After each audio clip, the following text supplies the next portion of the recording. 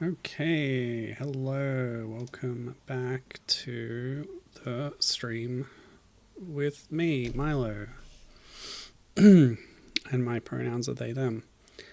So, we're here again with the Play for Peace Games for Palestine charity bundle. This is the third and final showcase of games in this bundle that I'll be doing. Sorry. My stream manager's not working. Bear with me. There it is. Okay, we now have the stream manager working. And I'm gonna ASMR the rest of the intro. Just kidding. So yeah, there's tons of cool stuff in the bundle, like I've been saying. It was in aid of humanitarian aid for Palestine, still desperately needed, so good cause. And look at all these cool games we get to play. So, we've got our final batch of 9 today. And we're starting with Feast by Kit Fox Games. Who are Kit Fox Games? I'm glad you asked. A small indie studio in Montreal, so good stuff. Wait, Dwarf Fortress? Did they make Dwarf Fortress? Hold on, this bears further investigation. Because that's like a big deal. Okay, from the creators of Dwarf Fortress. Wow, like the ultimate simulation game, basically. Oh, I've been hearing about that since I was in uni. And that was a long time ago. I didn't know they made so many other things, honestly. But yeah. From the creators of Dwarf Fortress. Oh wait, published. Hold on. Go back. From some people who were involved in publishing the legendary Dwarf Fortress. I've heard of Caves of Qud too. Comes this game. Just checking what else they have. Yeah, there's some other smaller stuff on their itch page that's not on the big website. But yeah. Sorry, got a bit confused there. But this game was made in 4 days for the Kid Fox Solstice Jam. So they put on their own jam. And then they made this game, I guess. I should have looked into this more beforehand, I guess. But it looked really interesting to me, so we're going to check it out. Feast. Hi, Gibbon. How's it going? Oh my god. Sorry. I just got back from a trip, 3-day trip. And this morning I have had a lot of stuff that needed doing, including going to the dentist, which is always traumatic. But it's all over now, and now I'm just exhausted. But games, video games. I love video games, don't you? So according to the instructions, wires to move, space to jump, left mouse button and mouse to grab things and perhaps eat them and feast, you might say. Just checking the volume levels. Boosted a little bit. Okay. So we are a horrifying creature of nightmares. But that doesn't mean we don't have a right to exist in this world. And these people, they want to take that away from me. So what am I going to do? I'm going to grab them with my bony limb, like so. Okay, I'm not doing very well so far. Yeah, this one fell over. Grab. Did I eat it? I don't know. Okay, holding out my arm. Okay, so I've grabbed it. And then you have to move it towards that target, which is your mouth. And then you go a nom nom nom. Oh, it didn't work. Well, physics got flung away. So this has a fun, like, retro filter over it. Quite strong distortion. There's so many of them. I don't like the fire. I think it's burning parts of my fur away. Am I moving slower or is it just going uphill? Hey you, on the tree. Oh, I've been losing limbs. I've only got my back limbs left. Each time I get hit, I've dropped all these bones over here, you can see. And yeah, I'm moving slow because I've only got one leg left. Please let me eat someone.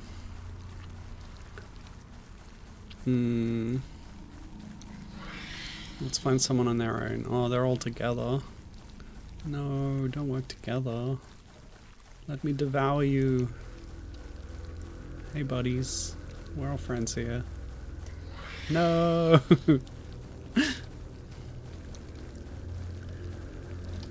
You on the tree. Gotta climb this tree. Well, you can't really do that. Oh, oh no!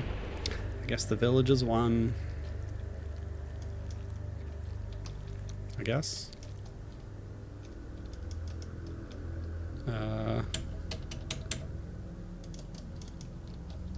Oh, I forgot about space to jump. I guess that's the end of the game. We'll try it again. This is a game jam game, so it's a little rough, but that's okay. The idea is cool. And this time, I will eat everybody. Ooh, features. Grab. And put in mouth. In mouth! Ah! Do I have to let go? No? Whee! It's quite a good jump. Okay, there we go. I ate one. More, more. Must have more.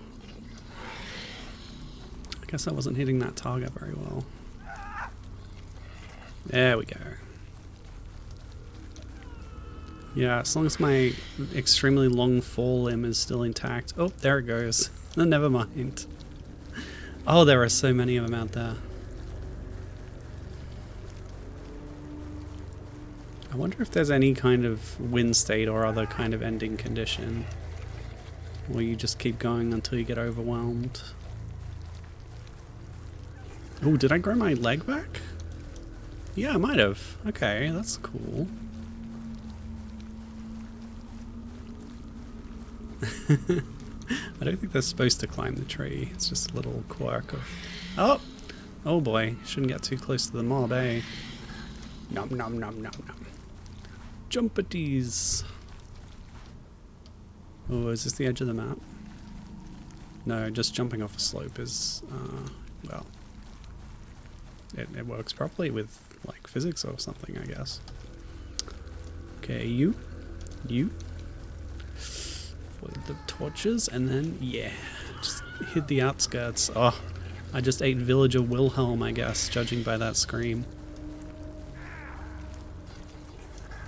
Nom nom nom nom. I wonder if I'm using their bones to add to my own collection of bones. Yeah, like a true predator, we gotta kind of hunt the outskirts and get the stragglers. You don't just charge in.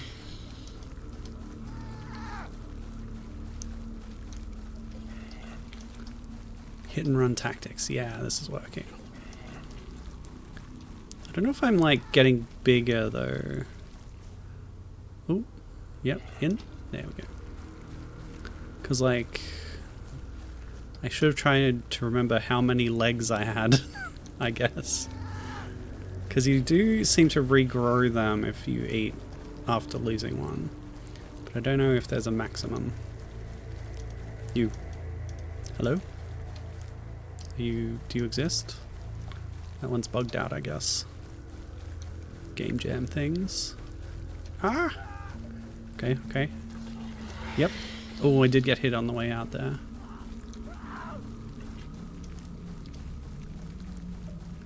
Haha, no escape for you, buddy. Nom nom nom.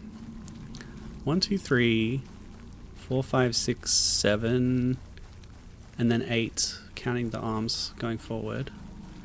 So there's 8 on each side. 16. Did I just lose one by walking over a torch? Okay, avoid fire at all costs, obviously. Yeah, you look vulnerable.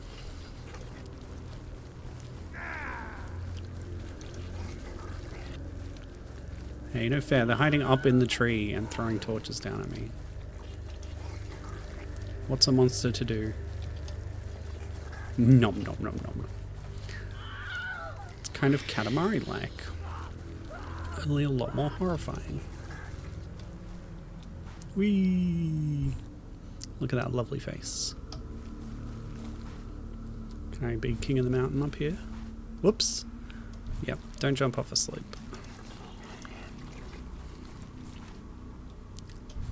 Maybe I can find the village and start bashing their houses down or something. The camera angle is not manually adjustable though. And if I had to guess, no such structure exists. But you know what we can do is try and find the edge of the map. Because I've eaten enough villages now, maybe I'll just wander off back into the forest. Sated for another year. Until this night comes again and tribute is demanded. Whee! See ya! I'm off. Thanks for the villages. Now off to live my peaceful life as a nightmare creature. Or maybe I'll just hit up the next village alone.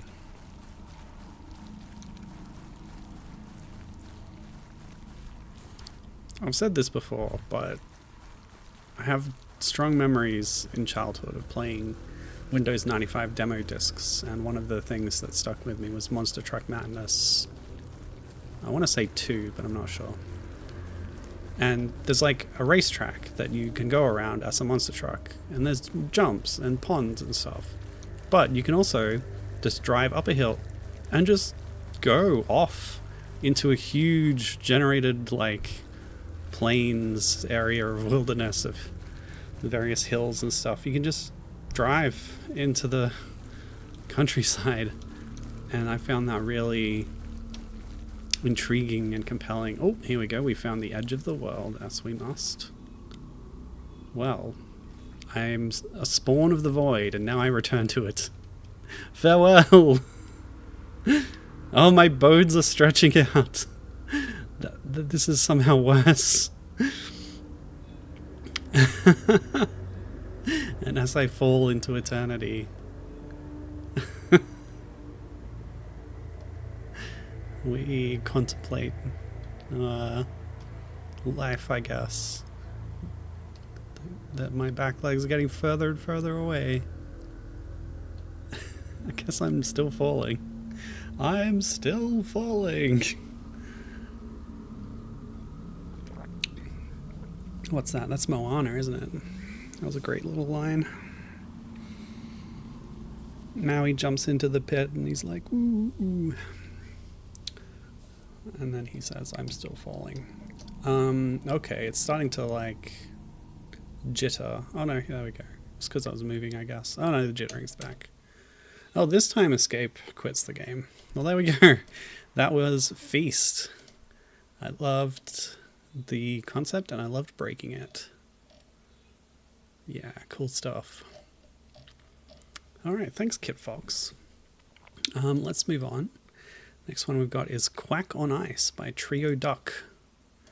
Who are Trio Duck? They are Minda Chen. Good stuff. Oh, I like these character designs. Okay, we got 2 different duck puzzle games. But this one is an ice sliding game, as you might have seen in Pokemon Gold Silver, of course.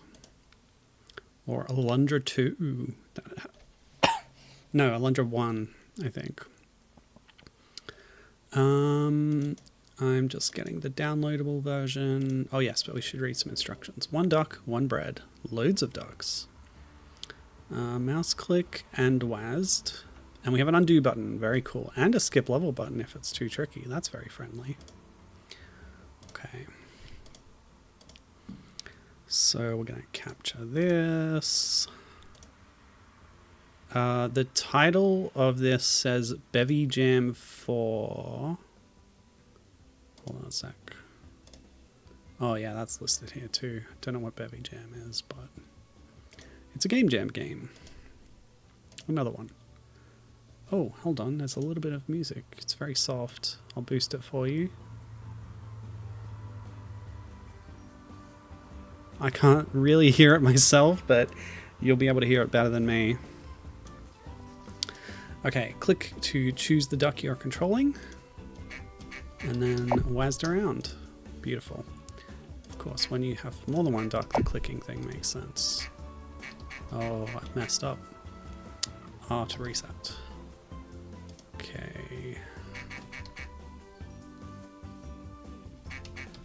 Of course, this is a game about feeding ducks bread, and it must be said. Oh, they stop immediately when they've hit the bread. That's good to know. It must be said that you shouldn't actually feed ducks, geese, wild birds bread. It's not good for them. I was in Adelaide recently, and there is even signs at a local pond and park about this. You should instead feed them something like something that's closer to what they actually eat in nature, which is like weeds and plants. So, you know, get a cabbage and shred it up, or just rip bits off it to throw to them. Something like that.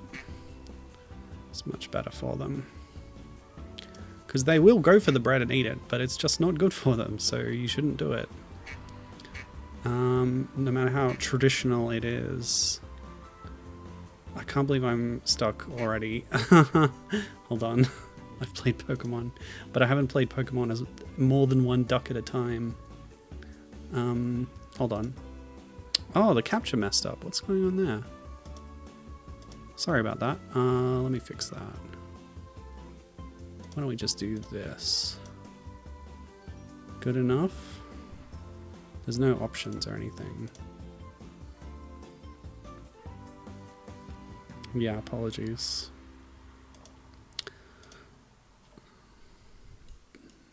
Okay. Duck, duck. Goose.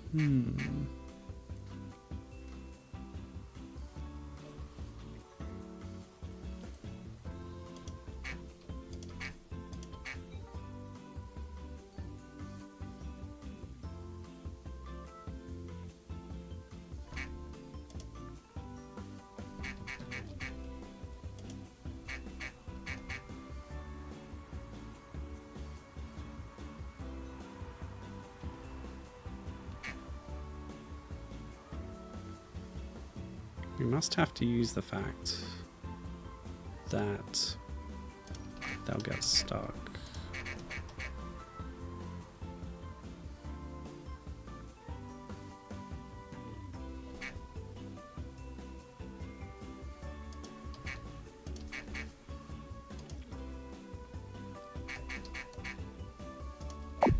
Oh.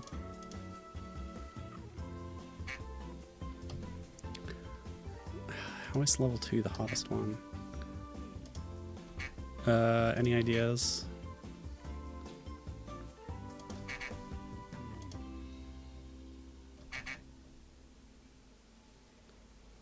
Gibbon likes the tile graphics. Yeah. They've got a kind of hand-drawn, sketchy look to them. That's nice. We can always skip the level. I'll do that. I'll admit defeat. Here we go. Okay, this is interesting. Quite a different setup with this one. And I've already messed up.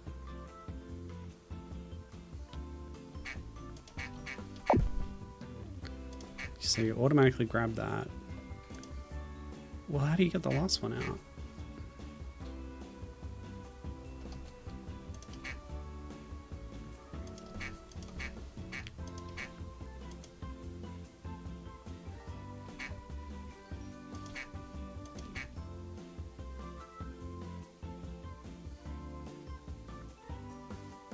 What? Hang on a sec. Let me try something. I can move them again after they eat, of course. Alright, let's go back.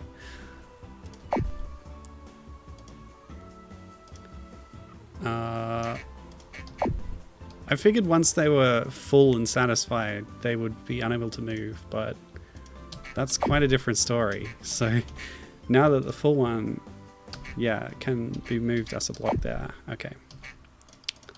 Now it's a whole different ball game. Okay, wow. I understand. You can only eat once, of course.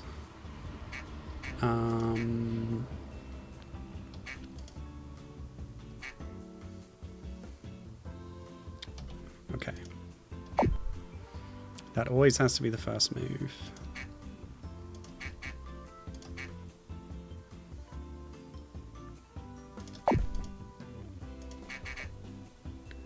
Yeah, keep them out of the way like that.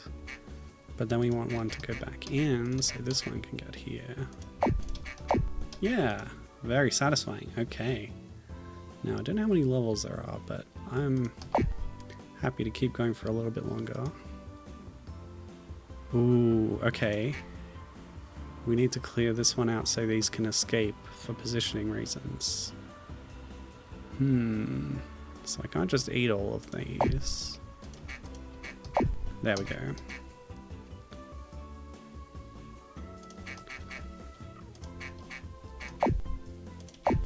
Wonderful. Wow, this is great. I just wish they would change the theming. Remove the bread.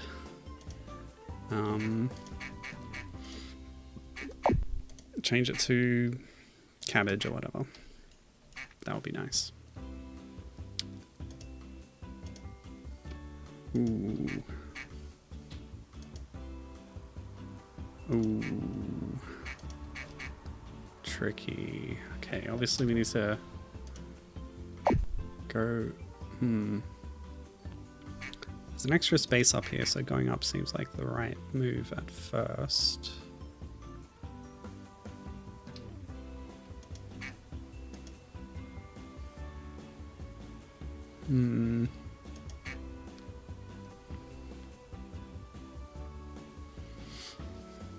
Thank you for the claps.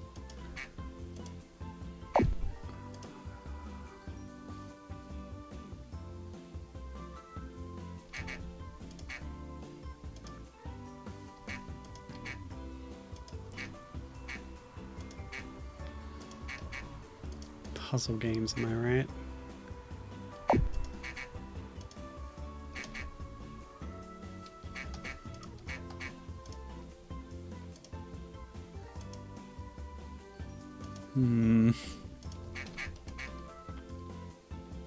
Tight quarters here.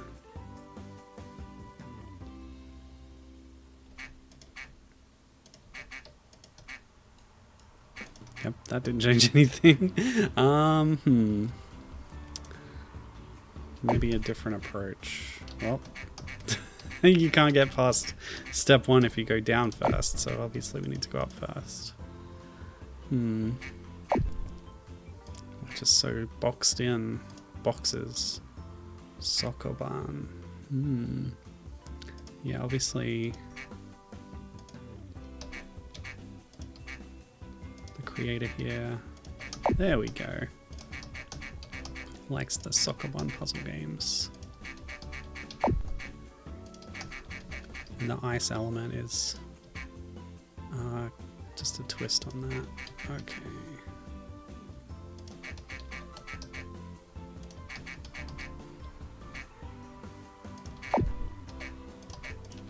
Yay, I did it. Alright, shall we say last one? Wonder if I could find out... Here we go. 16 levels, so we're almost halfway. I like it when game data is just stored as a text file. Makes it easy to dive into it as a user. Reminds me of my days playing West North, Battle for West North. And you're able to... Oh, cracked ice? So a full duck will break through the cracked ice because it's heavier. But an unfed duck can slide over. New mechanic, good stuff. Yeah, so this seems like it should have been first tutorial, but well, the other one is just as good a tutorial. Yeah, so like a lot of West North stuff is stored as plain text files, which then lets you just dig into it, change things if you want to find out more about how it's been put together. It's really cool. Really great user-generated content game. Okay, we really got the hang of this. And knowing there's only 16 levels, I'm gonna push through to the end.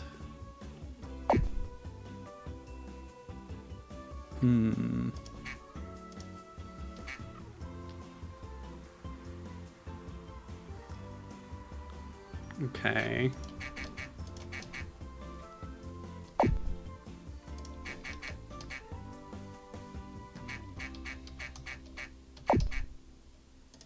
Yeah, nice. I feel like there were multiple ways to do that level. Oh, this is tricky.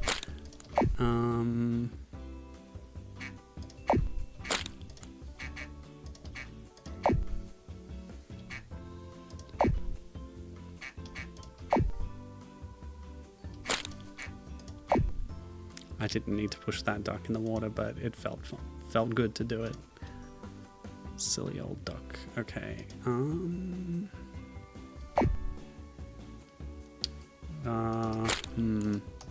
course, they can't move once they're in the ice, so...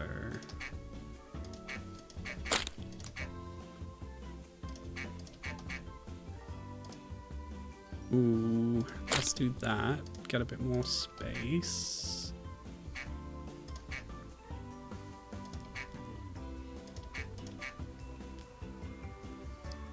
Well, that's not really helping, is it?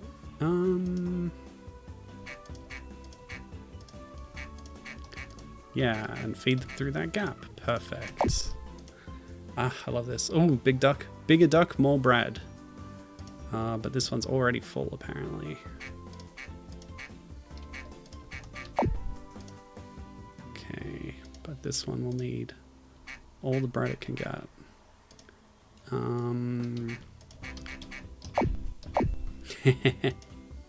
Oh, that's fun.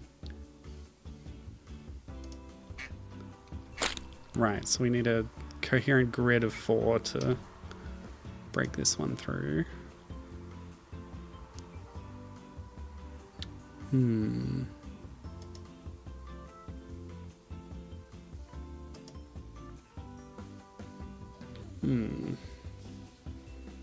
Okay, so I need to use this one to stop the big one. Oh, but it can't go there.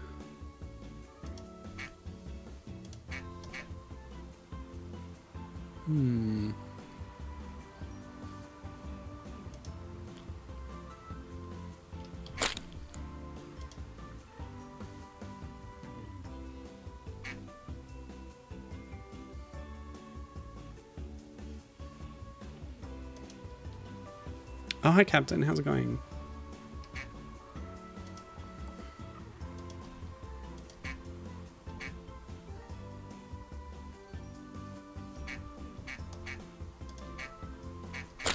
I haven't checked the fire that was near your house, but I assume everything's still good.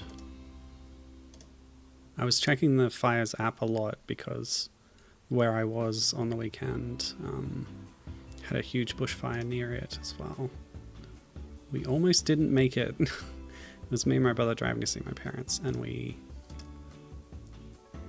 almost got had a road closure on the only road into town.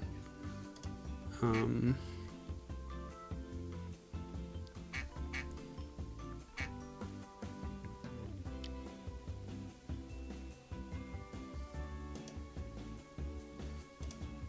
there was a lot of smoke in the air, and we had to keep watching to make sure it didn't go southwards.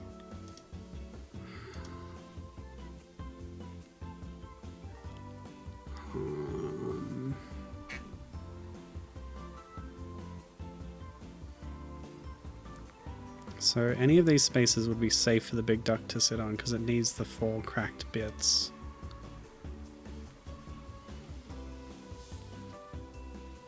Lots of smoke near you too? Yeah, that sucks. Hope you've got some air purifiers at home. Well, there was a big rush on them in 2020 when there were the big Canberra bushfires. It was really hard to get them for a while, but we eventually got a couple. Just running them inside can help with air quality, at least for you, personally. But of course, my parents didn't have one.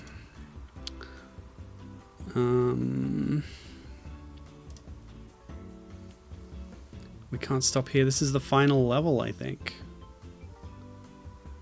Our final challenge and test of a brain that has been overtaxed. Well, my body's been overtaxed, which results in brain fog, of course.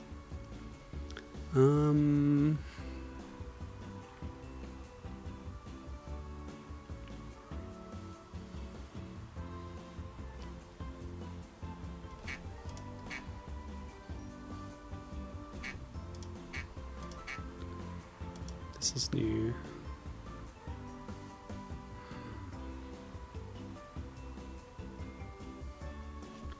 And now, what?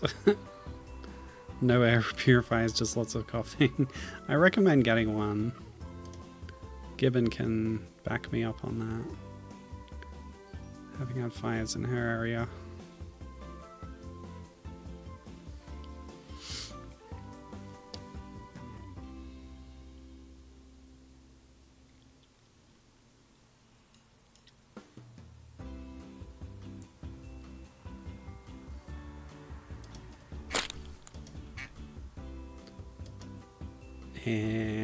I don't know if that helps anything. But I can do this. Hey, the end? Question mark? Yes, it is. Okay. What a lovely little game. I better adjust that volume back down so we don't blow anyone's ears out next time. Okay, there we go. So yeah, good stuff. Thanks, Minda-chan. Really cute theming and yeah, some clever puzzles in there. Good stuff. Okay, next up, Climb by Junch. Junch is a hobbyist game dev. Sounds good. Oh, this is their only game. Well, we better check it out then. So what is this? A bullet-ridden 2D platformer. Micro game, and it supports controller, thank goodness, with art by Sam. Oh, via a Minivania asset pack of graphics. Nice. Okay, some choice player quotes. It's too hard, man. Well, let's find out for ourselves. Climb.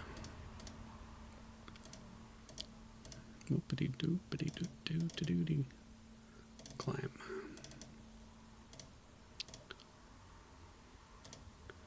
Can we capture the window properly this time? Seems good. I think. Yeah. Okay. And my controller. Analog stick for D-pad for... Analog stick for a 2D game? I hate it. No D-pad support.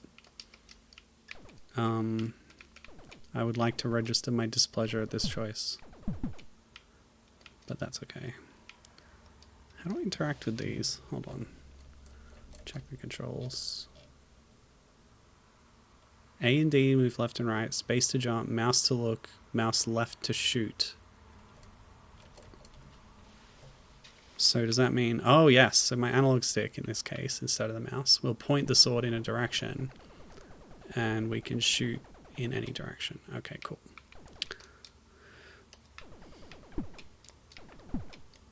And I guess my goal is to kill all the baddies.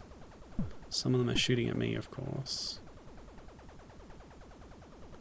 I like the pixel graphics, but very analog kind of motion, especially in terms of aiming. It's a fun juxtaposition. Well, there's that bloody aimbot they were talking about. Surely this is like an instruction sheet that I can read or something. Up or down?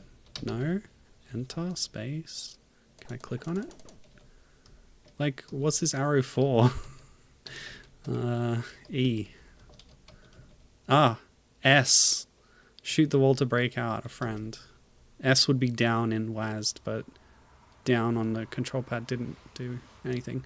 One more thing, climb and don't get hit. Yeah, great.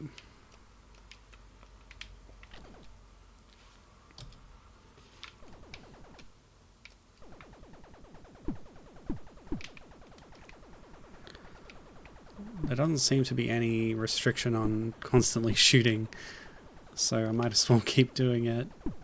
Sorry if it's noisy. Dang, this really is hard. I thought I was a hardcore gamer, but...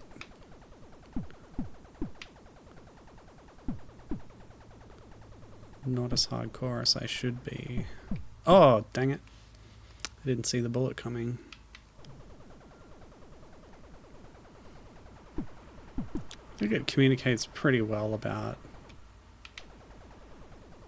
the hazards and stuff. Because you can see the enemies aiming their crossbows at you. But their bullets are maybe a little less than ideal in terms of visibility. Maybe I just need to get good. Go on, get... oh, dang. It's supposed to be a micro game, but I guess it depends on how quickly you get through it.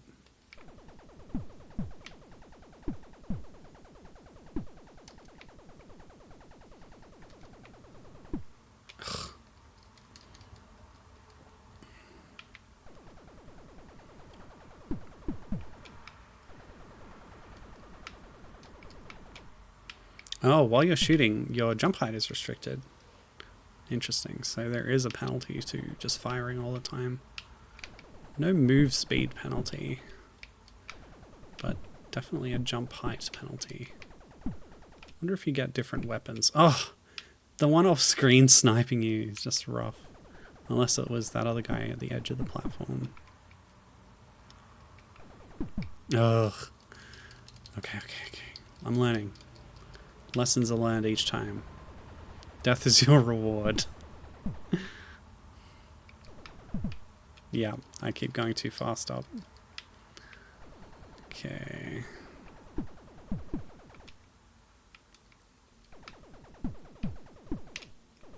I think I was still a little hasty there, but I got away with it. Okay. Let's try and get that guy from down here. There we go. That makes it a little safer. Oh! I should not have jumped up so quickly. Nice. This is a PB. Well, oh, yeah. Yeah. Try and be a little safer. Oh. A few more hits. There we go. And that crossbow guy is my final obstacle. Oh, shooting actually pushes you back slightly. That's a fun little wrinkle. Okay, just hide. Now get up. Oh, it's so close.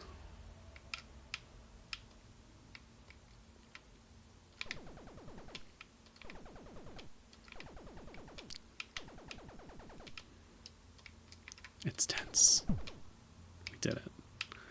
Okay, there doesn't seem to be anything to pick up, so we'll move on. Oh, I've got to press S here to learn.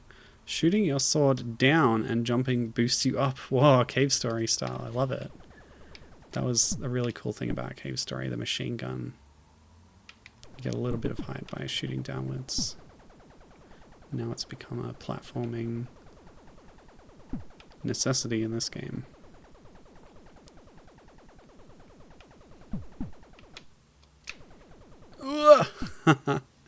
Okay, well, I'll have to try better.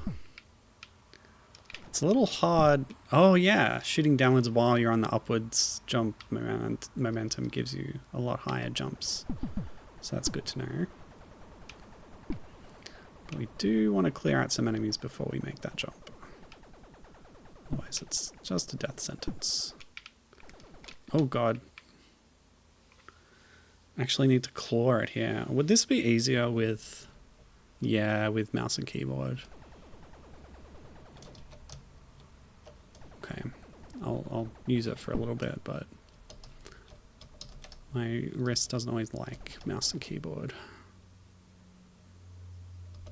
Oh yeah, and as Captain points out, that's the reason why your jump height is lower while you're shooting. It's actually because of the momentum pushing you downwards when you jump. Yeah, that's it. Smart. Oh, crap. So much for that run. So we're using keyboard and mouse again, although you can tell that because you can see my cursor. But yeah, I really like this mechanic. It's fun.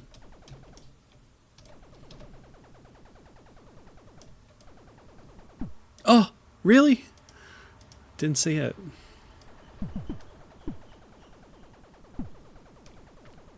Okay, so my cumulative kill total carried over from the previous room and saved at this checkpoint. So it's always going to be the exact amount. That's fun. The snipe, yeah. Got a snipe. Although the bullet spread is pretty wild, which makes it harder. Oh, yeah. I tried to salvage it, but it was too late. You really need to commit. I was just thinking about Gang Garrison 2, which is a 2D side-scrolling demake of Team Fortress 2 that my brother and I used to play. And Cave Story Connection, actually. It had Quote and Curly from Cave Story as secret characters in the game, which is a lot of fun. Good times. It was interesting seeing how they translated each of the classes' abilities to 2D equivalents. There's a different like retro style beat 'em up based on Team Fortress 2, a fan game, I guess, which has similar... Never mind. Yeah, similar, you know, conversions, I guess, or adaptations.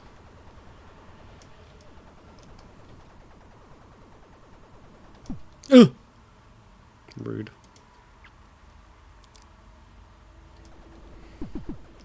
What's the time?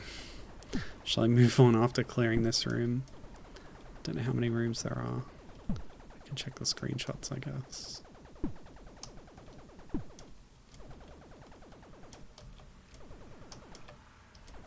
But yeah, this works really well. Hang on, is there a wall cling?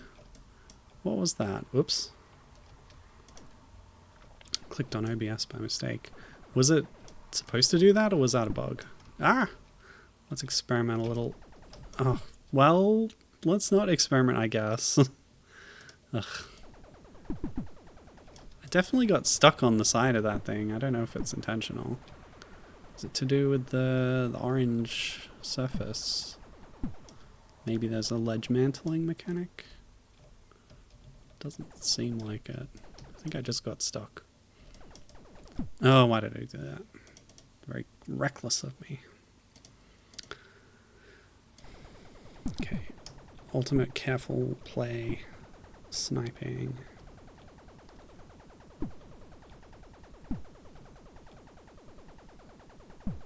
Great.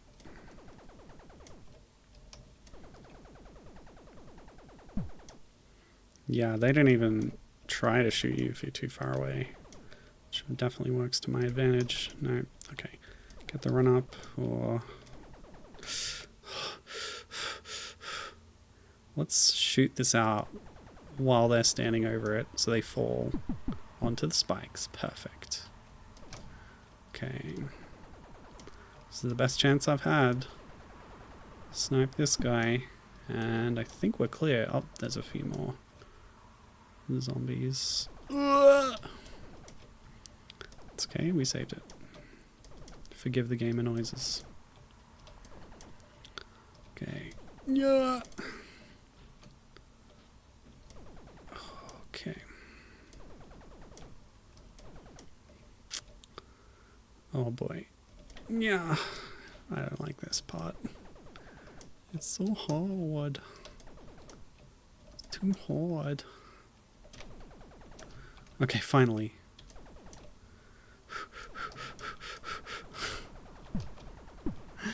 We did it. 32 kills and moving on. Oh boy. A maze. Okay. Fine. I'll at least have a few tries at this room, but I'm not... Whoa, hang on. Who's shooting at me? Oh, this guy. Crossbow. Didn't even see that. I was too distracted by all the thwimps. Yeah, look, here we are again. Stuck on the corner. Okay. Gotta be careful. Now we do a little... Oh! Shoot to reverse my momentum, like so. Yep. Cool, we're doing well. And of course the thwimps are invulnerable and intangible to my shots. You're kidding! No! I gotta read this plaque. What's it gonna say?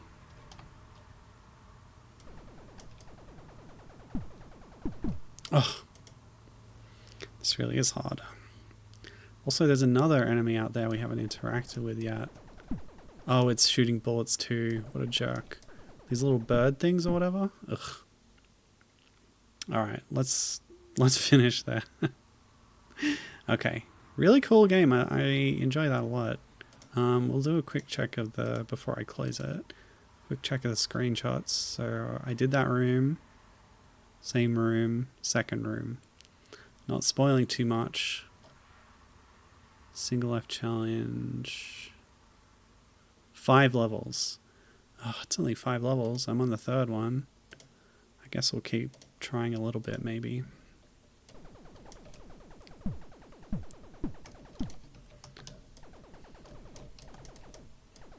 Yeah, you can't even... Okay. You can shoot yourself off backwards. Ugh. People on the train listening to videos without headphones. Are you... Oh boy. Are you just admitting something there, Captain? No, obviously Captain is using headphones to listen to my stream. Because he is a conscientious commuter, full of compassion and kindness. Only true monsters would play something at volume on a public... in public at all, let alone on public transport. Truly the worst criminals of society. Oh, didn't even press right. I didn't press it at all. I was relying on my sword shot momentum, which is just not enough to actually move you.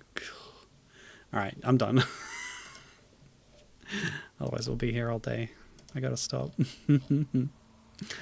But yeah, I enjoyed that. If I had maybe more time and patience, I would try and get to the end.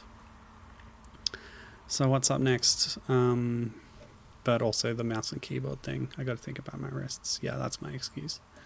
So next we've got Street Cleaning Day, Rat's Revenge by Blackheart Games. Who is Blackheart Games? A Massachusetts-based indie studio. Quite recent. But they have put out a few things, which is nice. Visual novel.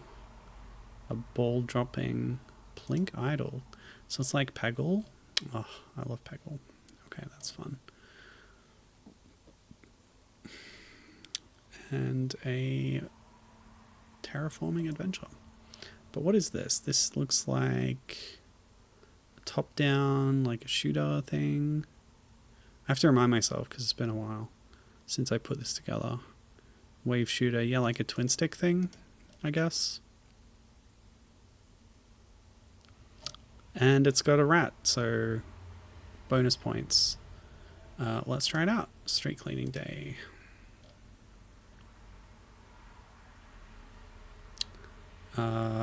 Street cleaning day? Hold on.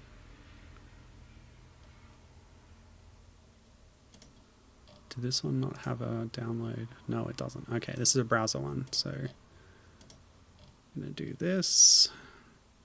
I'm gonna full screen it. Oh, if possible. I guess that's not possible. Never mind. So we're gonna WASD.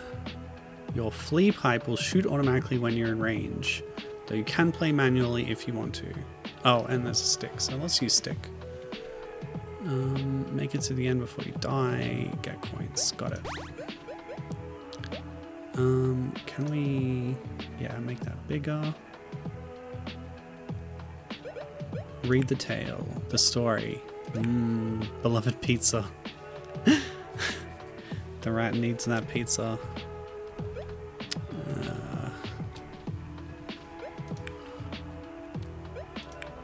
And yet, the pizza is bubbled away. Sad rat. I understand. Oh, the cost. The rat. Meet our humble flea-ridden hero. The rat avenges its stolen pizza slice by defending the streets against the street cleaner and its foamy minions. It shoots fleas and rides its trusty greasy plate to glory. Stay dirty, valiant rat. Fleas.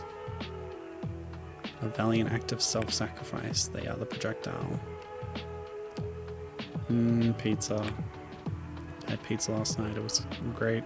Bubble with 1B is a typo, but let's go with it.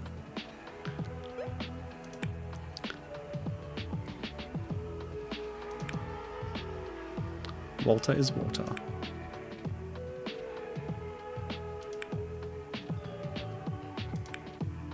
Okay. Oh, and the team too. That's fun. Nice little portraits.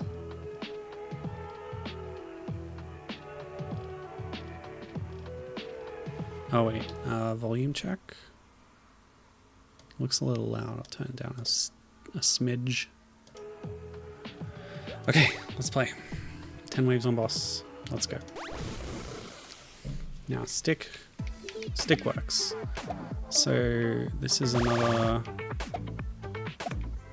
in what's become quite a genre. I don't know if Vampire Survivors started it, but this sort of auto-firing shooter thing where you only move, your only control is to move, and your character automatically shoots at whatever's nearby. And they get a lot of mileage out of it in Vampire Survivors with all the many weapons they've added. But now there's 3D games inspired by Vampire Survivors doing this, like Mega Bonk. We did play that one in the previous showcase where the firing cursor moved on its own, so it wasn't an automatic aim thing. But it's a similar idea. Taking twin stick shooters and making them one stick only. And the different ways that you can do that. Can I make this a little bigger? Yeah. It's a real pet peeve of mine that these browser games on itch, the like sidebar notes always end up going over the gameplay window, and there's not much you can do about it if there isn't a dedicated like full screen button, which depends on the engine that they're using. So I've seen a few of the power-ups now. This is only wave 2? Okay. Alright, wave 3 started and they've introduced a new enemy. The Suds creature. I can't remember its name. But it's all detergent themed stuff because we're fighting back against the street cleaners. Hopefully the rat gets the pizza returned in the end, because every pizza rat deserves justice. You don't really get a good look at the fleas that are my projectiles, because they fire so fast and at such short range. But you can kind of make them out sometimes. Just a cute little detail. The fleas are our partners in this.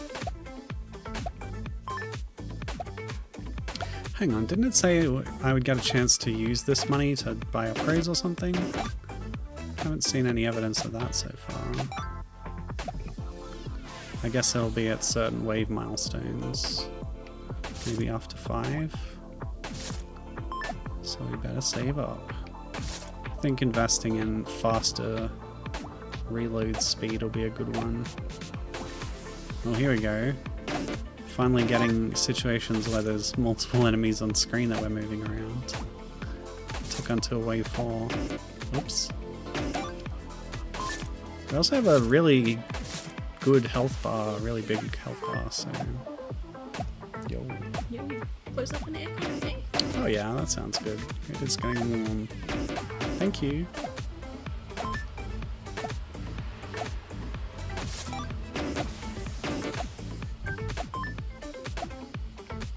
It's also a bit noisy on that side, although the leaf blowers have moved on. Oh man.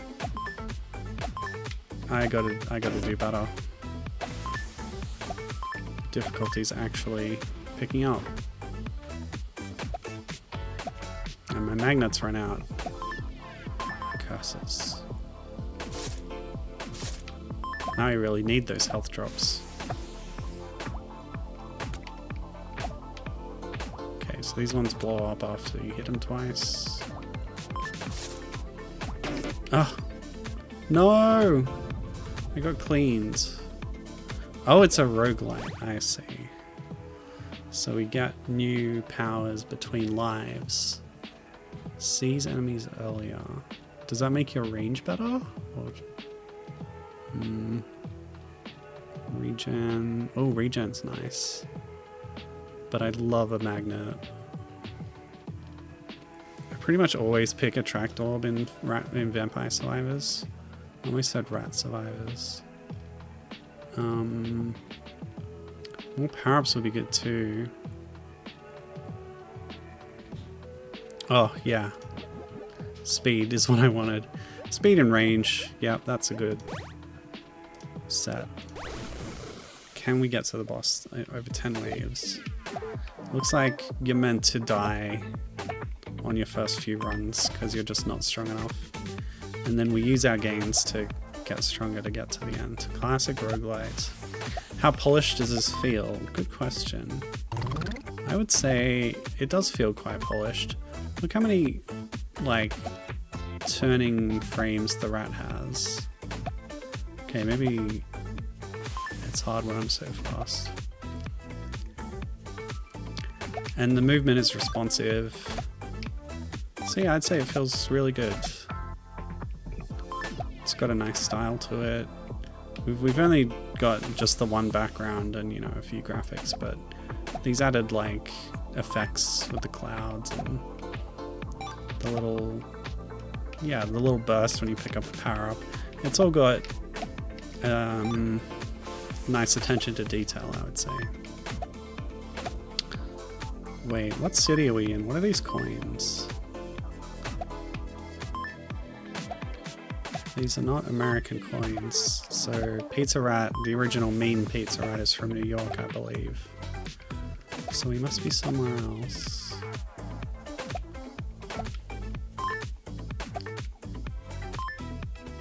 The coins look more like buttons, but I'll take their word for it. Spread shot. Wait, weren't the developer from Massachusetts? Is that this one?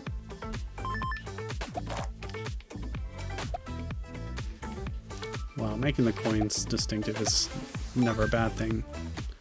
Health bonus. Wonder if that increased my maximum. Did you see the new Vampire Survivors spin-off game? Yeah, what was it called again? They showed it in some Microsoft showcase because it's got...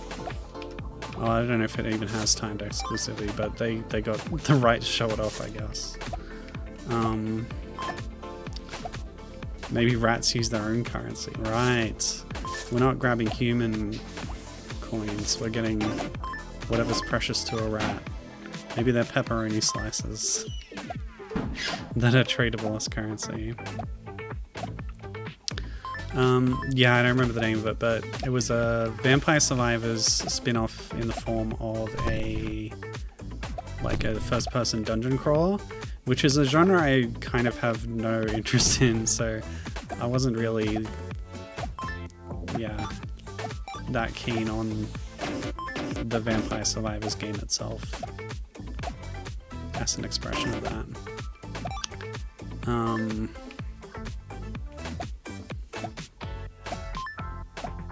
But I do like Vampire Survivors quite a bit, so maybe that will be enough to convince me to look at it.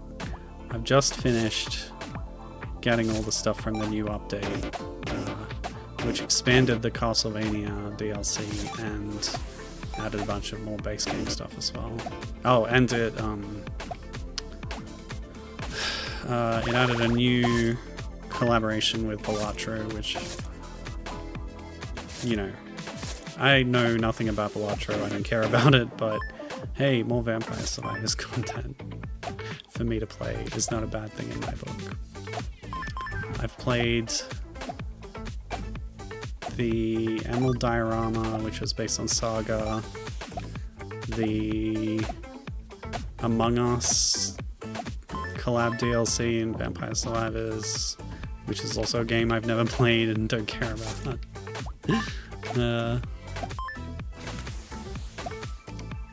Not to mention the collab,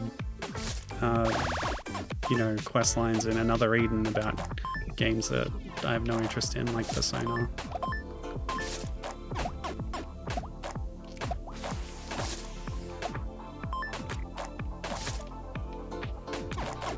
But I play them because I like the base game, and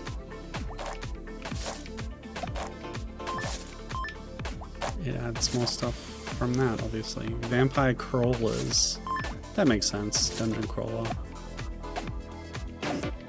But yeah, like I said, dungeon crawlers aren't really my thing, and what I saw of the Vampire Survivors version of it didn't really win me over, but if people like it, that's fine. Wait, it's a deck building game? That's even worse, if you ask me.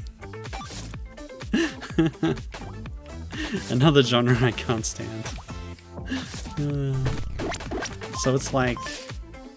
Oh, I was too close to that explosion and my health just got wiped out. Dang. Alright, we'll do one more run. What are we gonna do? A lot of my damage there came from running too close to enemies in an effort to get power-ups, so I'll do the magnet radius this time. We'll have another go. See if we can get to the street sweeper boss. Oops. Oh, 100! A full dollar right away? Good luck for me. Maybe I should wipe out right now and buy an upgrade. Except that dying in the early waves takes a long time. Captain says he liked deck builders in physical board games for a while, but never got to liking them in video games. Like Slay the Spire, for example, is a popular deck builder video game.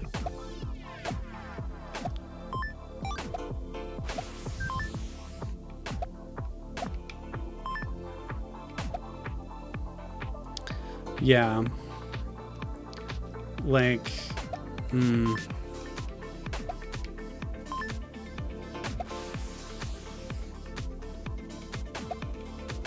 Maybe it's different with physical games, because that's how they have to work. But whenever there's cards in a video game, I just tune out immediately. Maybe it's a little judgmental of me, but...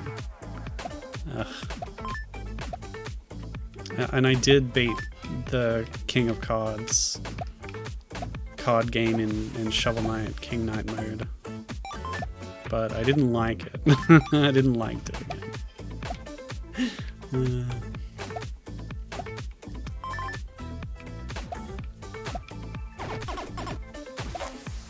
Wow, so many drops this run.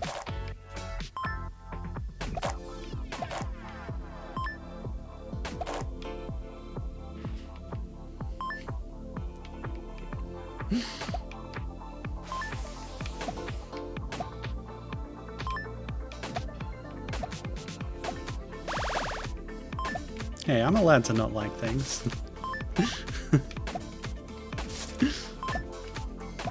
But maybe I go too far.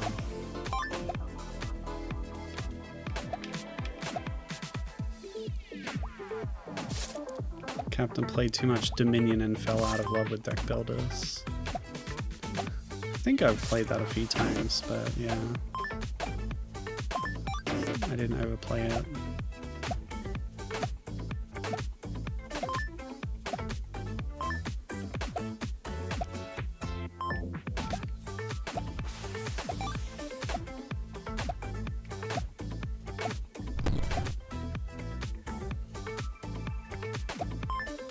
The rat is so cute.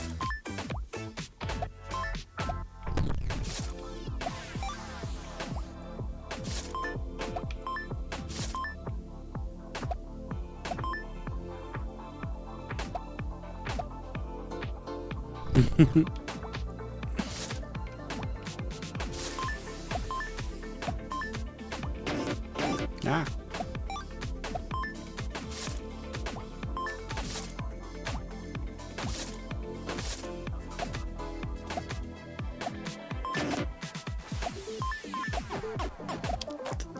The magnet, not quite as powerful as I'd hoped. Maybe another couple pips and it would get it to where I wanted.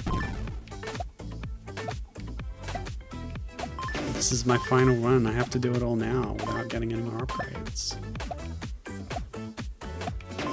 And yet, I don't have high hopes. Okay, wave 5. If we beat this, we're halfway. Gotta really watch those Tide Pods.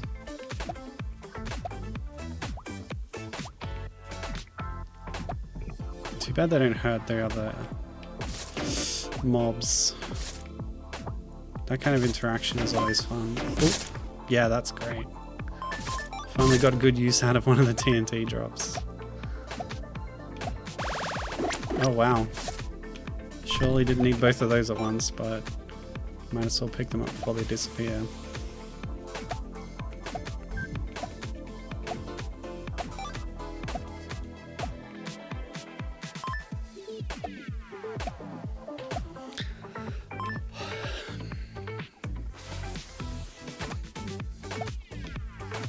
Yeah, when the explosion affects other enemies, that's always so satisfying.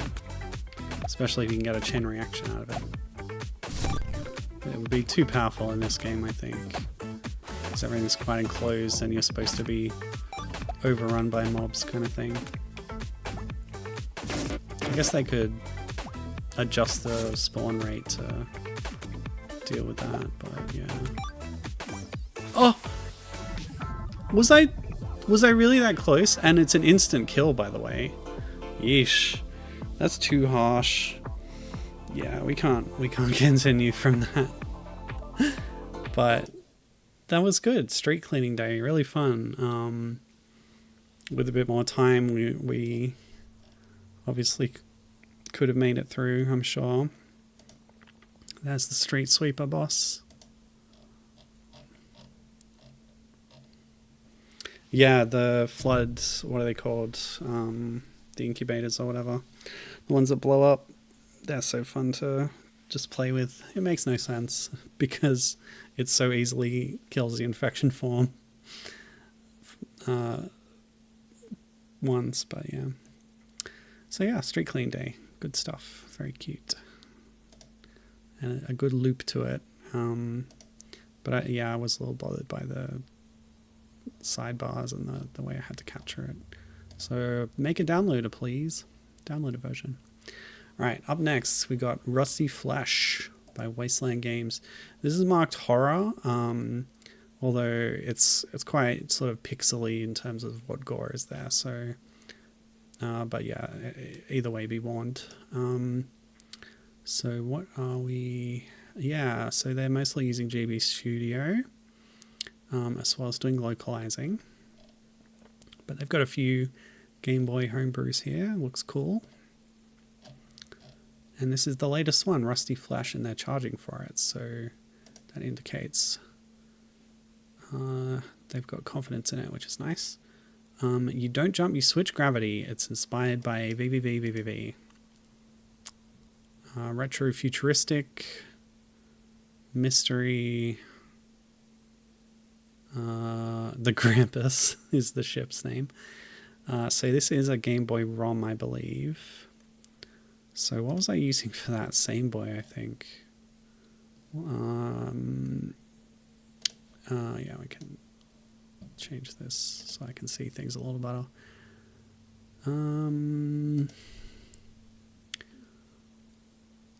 Where is it? Here, GBC. Oh, there's a standalone version too. If we don't want to use save states, yeah, might as well. There's also a README. Yeah, pretty simple. Oh, a Steam key. Nice. So let's launch the standalone one and see what that gets us.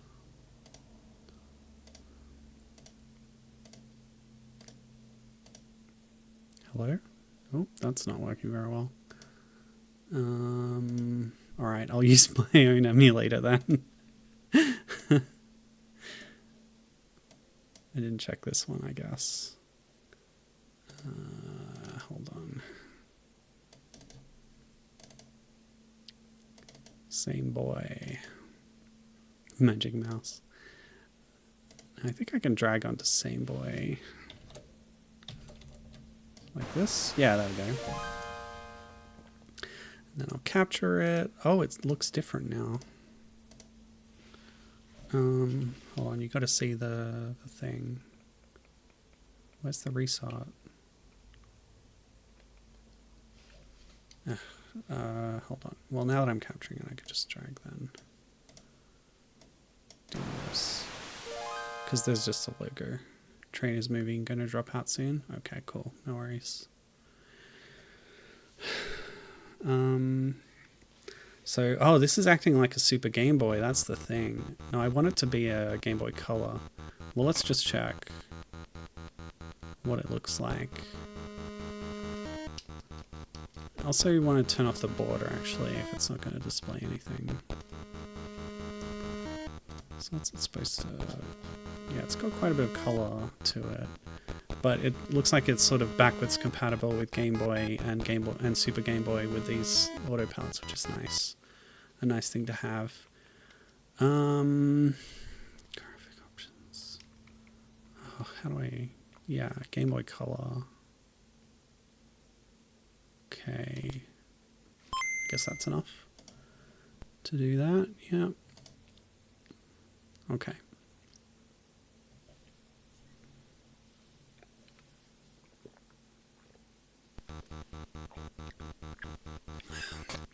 So English is accept. Oh, but it wasn't English. It's pushed in, so it's on. Okay, controls. Never mind. Nice to have that. Okay. So yeah, on Game Boy Color is more the intended experience, I think. In the near future, Earth has become a wasteland, unfit for any kind of life. Nations fell and big tech corporations seized power.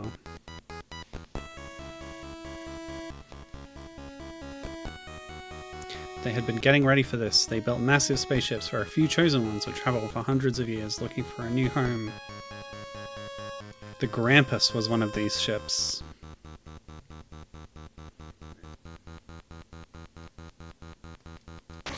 I didn't have far to go. I lost patience before getting here. So we're in a little Among Us. Okay, we've saved a teleport zone. And saved our game. What does this do? Ah, the map. Error. Remember, press left and right to move, A to switch gravity, and B to shoot if you have a gun. More than me. Oh, we've been traveling for too long, and nobody's left. 2 subjects are awake. H43L2, which is presumably me, and unknown.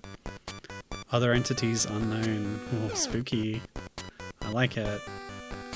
So we're gonna invert gravity. Okay, that's snappy. I like it. It does feel very VVV-like. You've got a laser gun. Now you can shoot your way across the ship. Whoa! Jeez Louise, the projectile's huge. Not what I expected from a laser gun. Yay, extra life. Why can't I die? This thing looks like me, but twisted, distorted. Okay, we press up to interact with terminals. Terrible migraine, as if something was moving in my head. Ooh.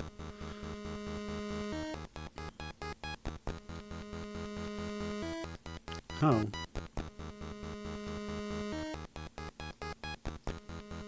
A god.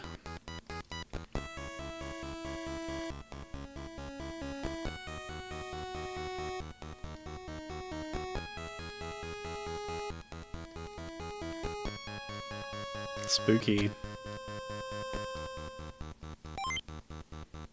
Okay, we've opened some new doors. Can we get a map now? Nice. Okay. Wait, what? Oh, we're teleporting from here.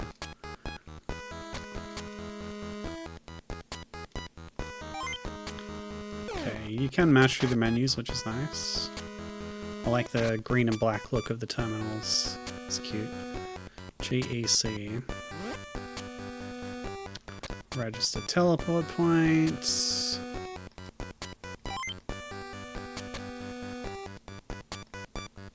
Open some doors. Ah, we need to upgrade our access level.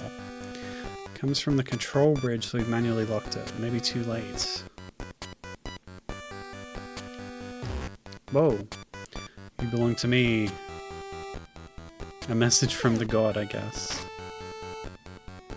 Some creepy god. Well, they seem happy about it.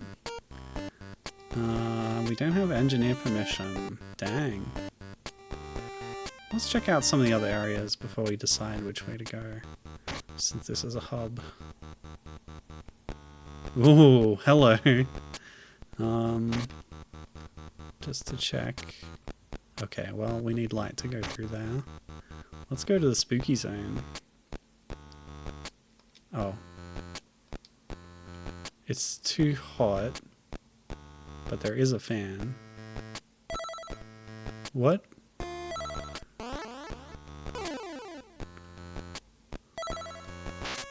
Oh, nuts.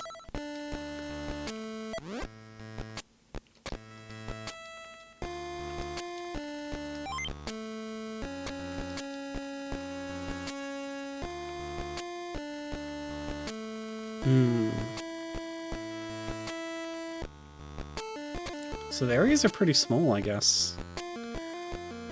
I've discovered something that could give us some hope. A bug has prevented it from infecting me. Okay. They. I like it. I'm a they. Just like in real life.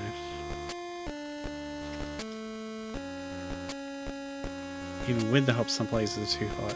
Also, it's cute that they drew blood over the fan to make it into a big eye. Creepy. Whoops. Wonder how long I last without the suit. A bottle of H2O, registered trademark. You feel momentarily refreshed. Okay. So maybe we have to advance through here to get the suit. Oh! The graffiti was warning me. I should have listened. You. Die. Maybe we do have to come back later.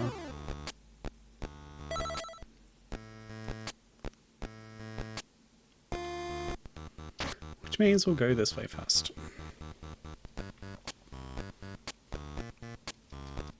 Oh, that's right.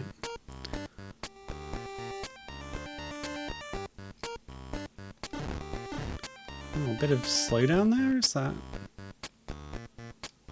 Ooh. Press up? I don't get it. Also, they come back to life. The baddies, when you slay them. Need a tool. Oh. Is it watching me? Ooh. It is on the screens. It's in the tech, not just possessing people. We can't just slip in there, so this is a puzzle. But I don't seem to be able to push the blocks. Maybe we fall from here? No. Maybe we fall from here. What am I missing? Also, why is there so much slowdown? It suddenly feels so sluggish. Maybe we gotta do this. Yeah, we open that shutter. There we go. So what can I do here?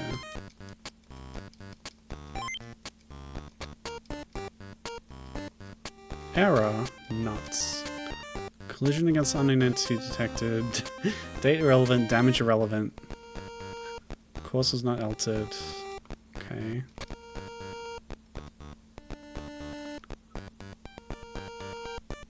So they can move crates, but I can't. Who's moving the crates? Gotta figure out this crate moving mechanic. Hey. I'm stuck against it. Select. Start. Ooh. I love screens like this. What's this icon mean? Nowhere. Wait, what? How did I do that?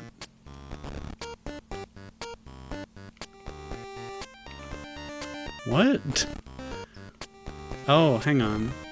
Up. The other screen said to press up. And I hadn't tried that yet. Okay. So you stand next to a crate and press up. And that pushes it. Clever way of using the Game Boy's limitations of buttons and such.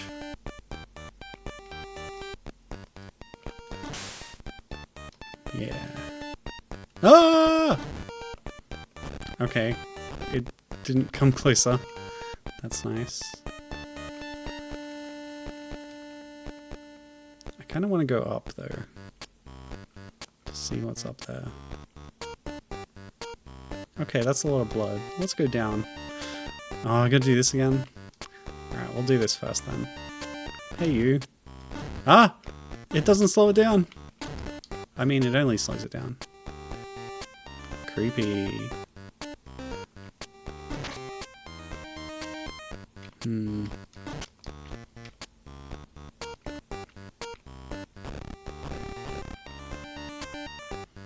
Okay, the crate pushing is a little finicky. You have to stand next to it and do nothing but press up.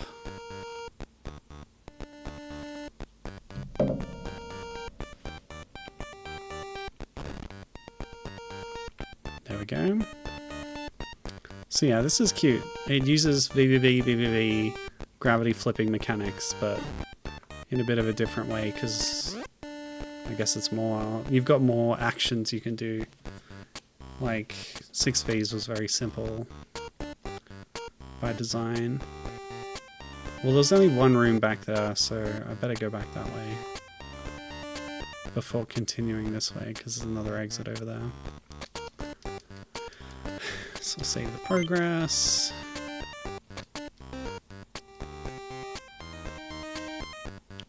The CEO is in on it?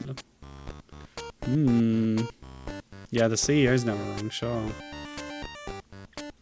An abomination of flesh, metal, and wiring. Grotesquely beautiful.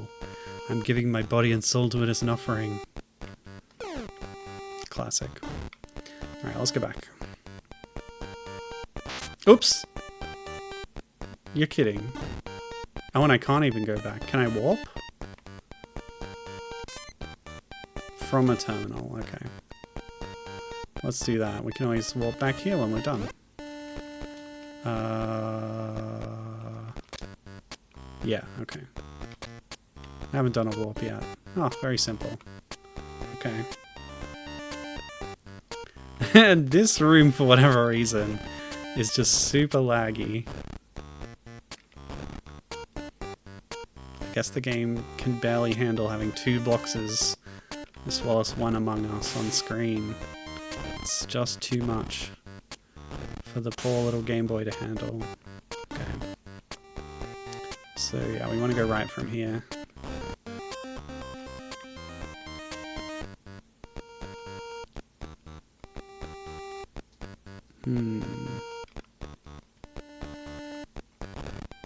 Block puzzles.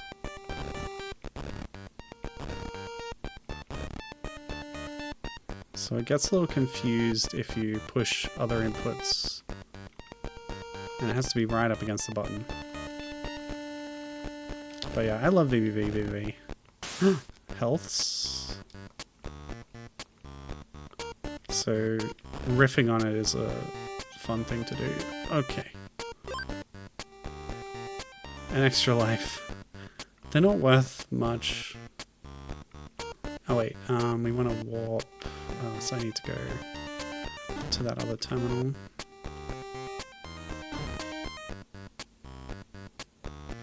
I do wonder what a game over does. That's, I guess we're saving at the terminals, so probably just puts you back. Yeah, this is neat. Yeah. I like it. It's a little bit janky, but you know, I think it's cool. Especially as a Game Boy homebrew.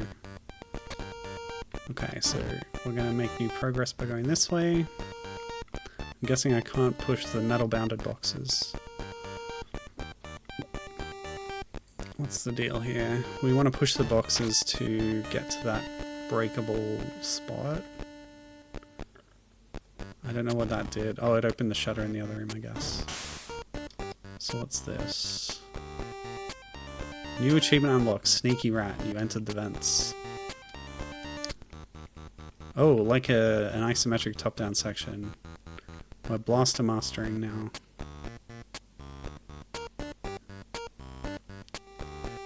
So what I want to do is go... Oh. I guess I gotta... Oh, that's not gonna work.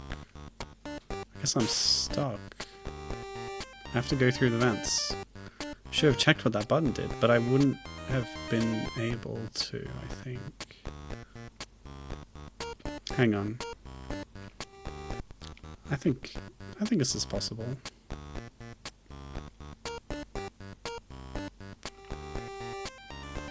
Because shooting the button opened something in the previous room. Yeah. Oh no. But I won't be able to push it. Oh, crap. See, a life gone so soon. Can I pull the block? Oh, you kind of can. I don't know if that's intended. It kind of feels weird, but... Hello? No, come on. I did it fair and square. Sort of. Okay, this box just doesn't have to adhere to physics. Oh, but we can use it. Oh, I'm gonna have to move this one out of the way. Pull it. Why is that not working? Yeah. Yeah. If I pull it far... No!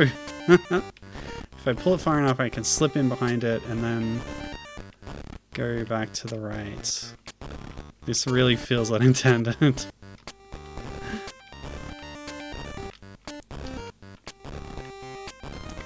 Someone else's stream came up when you clicked mine. What shenanigans is Twitch doing now?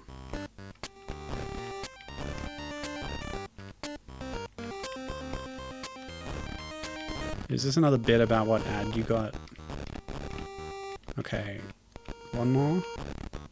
Random VTuber.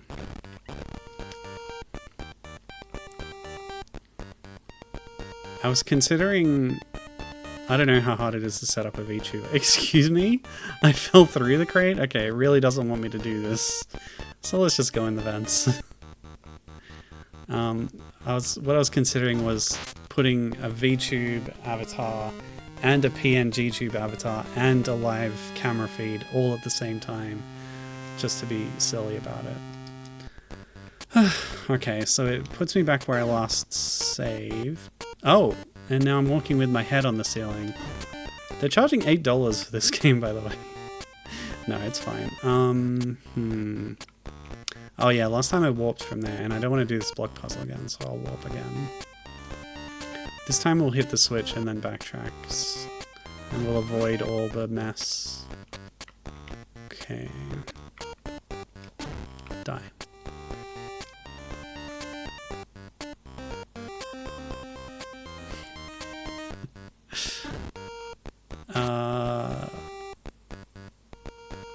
Okay, but last time I tried to push the boxes, it really didn't work, so we're just not gonna do it this time.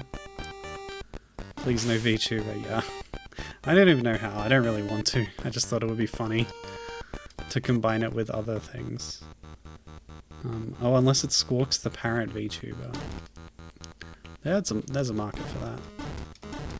Okay, the rat is too powerful. What is that, an eyeball? Oh, these ones you can just push by walking into them. Tool. Yeah, but we've got a whole new genre here now. Okay, no map. I was about to try and pick that up, but I guess it's just an obstacle to blow up. Oh! Okay, those ones are defeatable. Unlike the powerful rat. I guess the shot does slow it down, if nothing else. Oh, it looks friendly. Sneak? Oh, it's got like a sensor. If it detects you, it'll move towards you. Okay, can't break vines yet. Obviously there's going to be some backtracking here.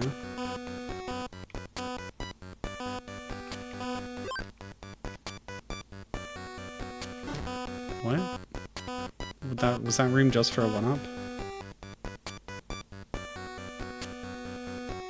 Ooh, an AI VTuber.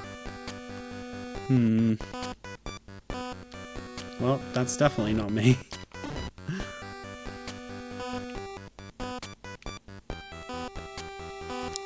I guess Twitch just balked or something.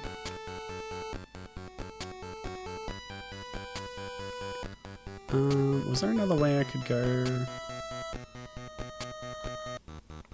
Can we try and sneak past this rat? Like this? Yeah, that works.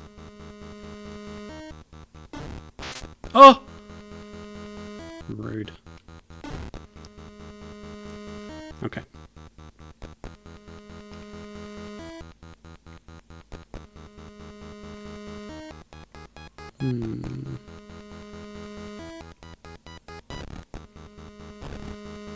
Wait, what am I endorsing?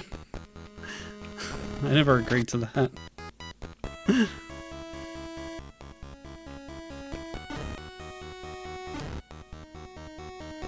I still don't have the tool.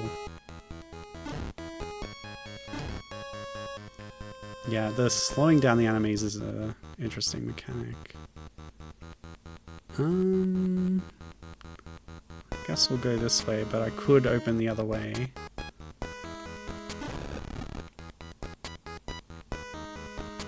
Don't have the tool. An open vent. Something is blocking the way. Something that can't be lasered, I guess.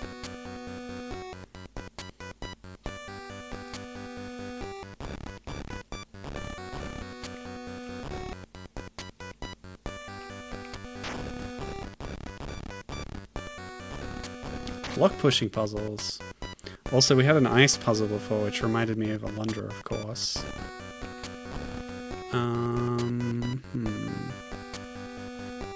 Oh, you know, the explosion from the fuel box can probably break those other crates.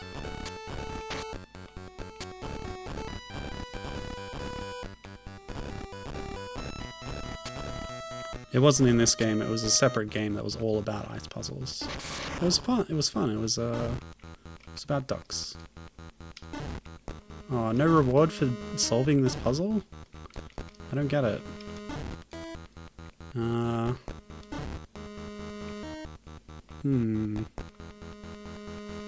Well, this was the progression, right? So I have to be able to do something in here.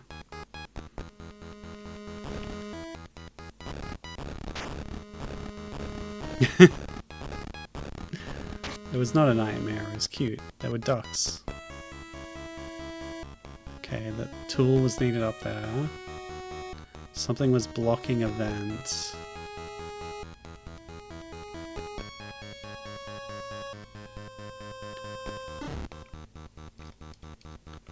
That's so vague. I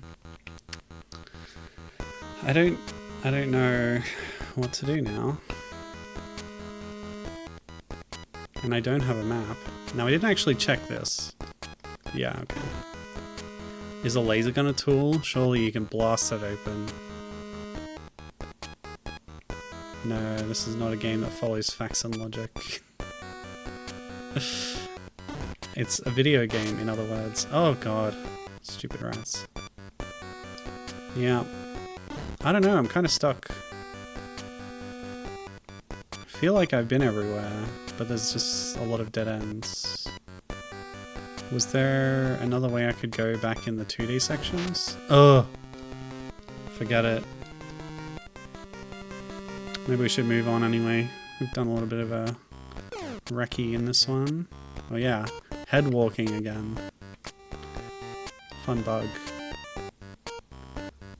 Can I like explore other maps? Yeah, here we go.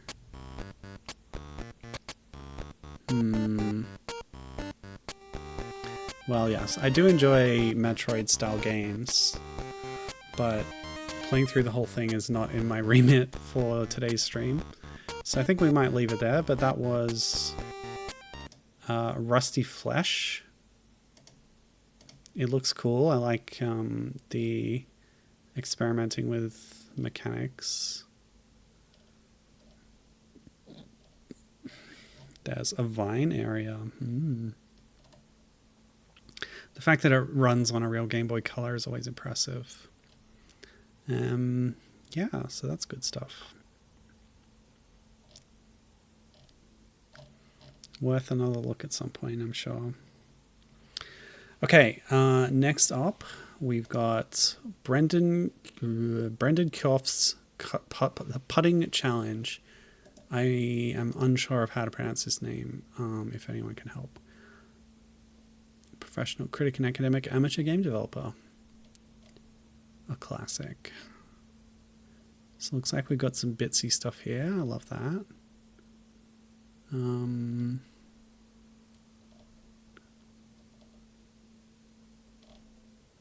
Wow, lots of experimental looking little games. Cute. There's more. There's always more. Okay. Yeah, quite a lot. Good stuff. So what is this one? Did I see this in the list? What's it called? Putting challenge. Yeah. Golf with the boring bits left in is the short bit. Oh, this is Pico 8 as well. And it's been expanded on Steam. That looks cute. Yeah, okay. But this is the original. A Pico 8 golf game about the parts of golf that other video games cut out. Classic. What a great little idea. Sounds tedious. It sort of is, but it's also kind of relaxing. Yeah. Just focusing on the quote interesting bits doesn't give you the full experience. That's a fun statement. Oh, Golf Buggy DLC. I wonder if I got that in the bundle. Oh, so that's what Championship Edition is. Well, we'll download that. I see.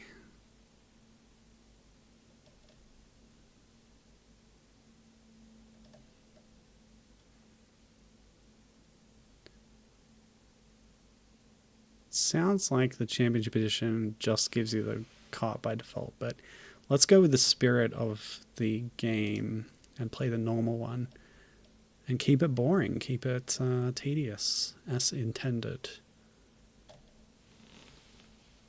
If I can find it.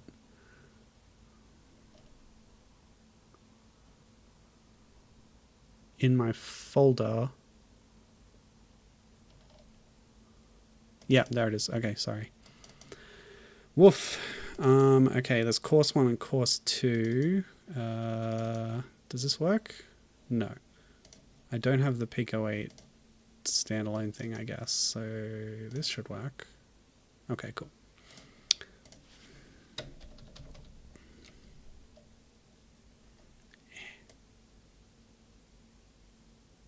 Okay, that's the best I can do. Go. Play. Z. Alright, so we're here at the golf shop. Okay, that's a non-starter. Let me set up Joy to Key. Okay,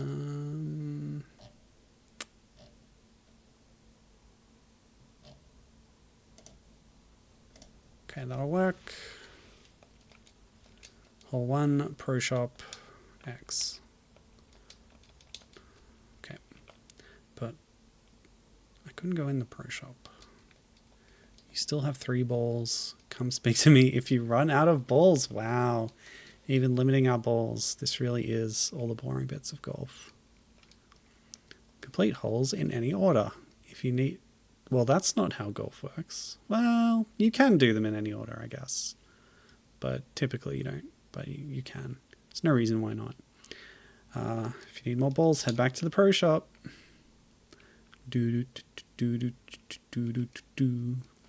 Use telescopes to look around. Set to use. It just shows you different screens. Fair enough. Hello. Maps show the whole course. Z to use. Ooh, whole course. Whoa, nice. We're nearly at hole 1, guys. Here we are. Press Z to place a ball on the tee. Aim with Z, strike with X. Hole 1, par 4. I'm ready. I'm ready. Is this a tee? Oh, there's my ball. Okay. So we're still simulating, you know, how to hit a ball. It's not zooming in on my club and making me move it manually. Okay, X. The power bar advances. X again. Whoa, that was way too hard. Okay, let's try again. T. Or do I need to retrieve my ball? Yeah, maybe I do. Swing again. Find your ball. Press Z. It could be that it gets placed next to the pond with a penalty, right? Let's find out. What's this? A birdie! How cute. Don't forget to get your ball from the hole once you're done. Indeed. So the square indicates your ball's position, I guess. If your ball goes in the water, place a new ball in the red square with Z. Aha! So I assume I'll get a stroke penalty, so I'm at 2 now. But that's easily rectified. I can still get par, possibly. A little bit of power. Wonderful. Okay, par is achievable, people.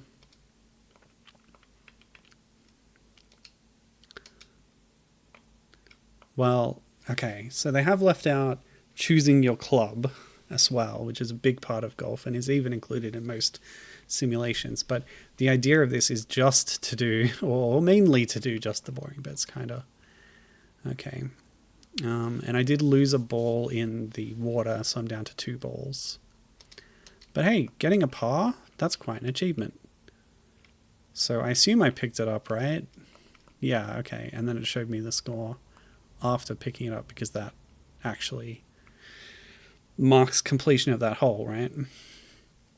Okay, hole 2, par 4. Let's go.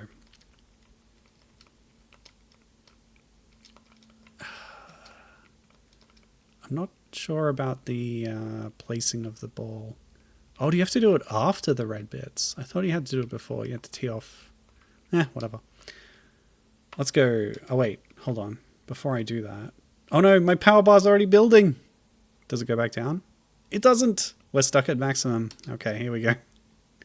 I thought I'd check the telescope to scout ahead, but I forgot. So yeah, last time we did play a golf game that was sort of like a dungeon crawler golf thing, which had a similar kind of concept in that you play out all the moving between shots.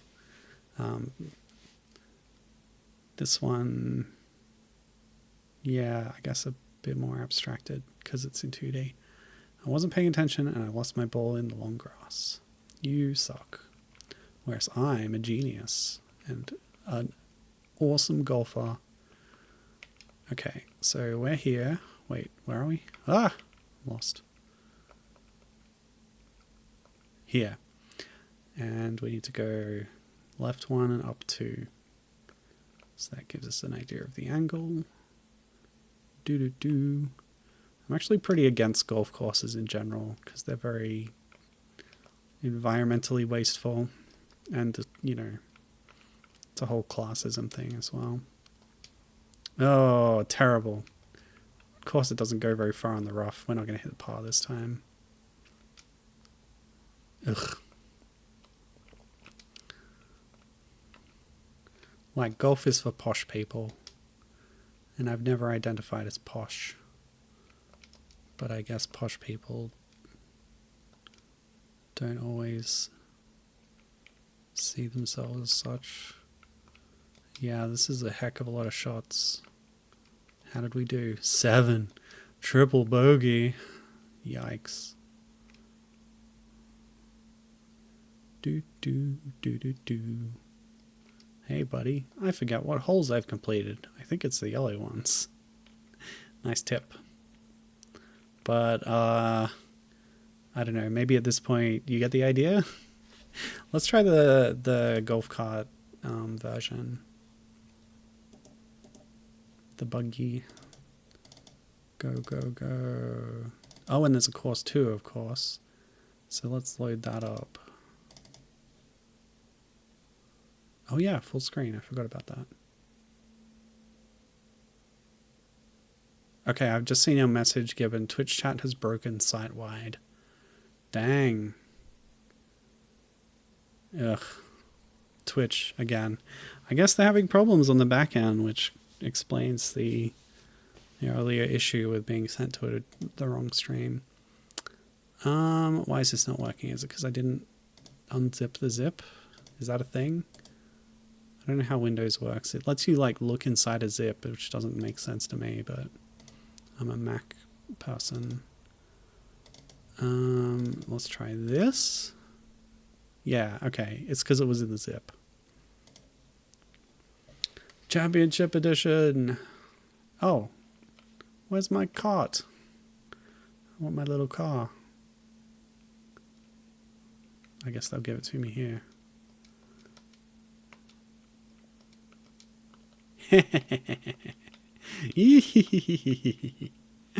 Hilarious. Just the head poking out of it. Very cool. Oh, and we have to get out to do other things. That's good. I like that. It's just another interactive part of it. What's with hole 7? I need to check that out. Let's go find out. Do. Driving around, super speed. That's not hole 7, is it?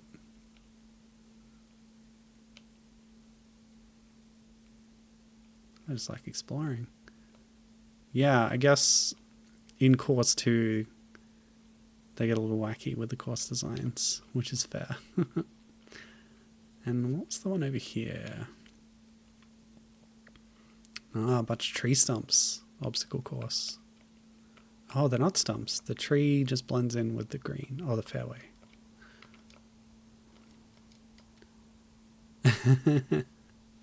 My ball keeps bouncing back to me. Okay. Cute. Fun idea. I like it. But I get the idea. I'm not going to go any further with it. Thank you, Brendan Kyoch. Okay, up next. Guppy by Christian Molman. Molman. Oh, that's a cute idea. Going with the ancient Greek style of pottery decoration as the art style for a platformer. I love that. But what we have today is Guppy, which similarly uses an art style of watercolors, and we place a little fish in a pond. So that's cute. Left and right. Oh, it's 2-player as well. Okay. But yeah, I love aquatic themed games, especially when dolphins and mermaids are involved. I have a playlist for that on my YouTube. This is merely a fish game, but it should still be good. Did I just close the window? Hold on. Oh boy, too many windows. Okay, let's do this. Okay, Guppy.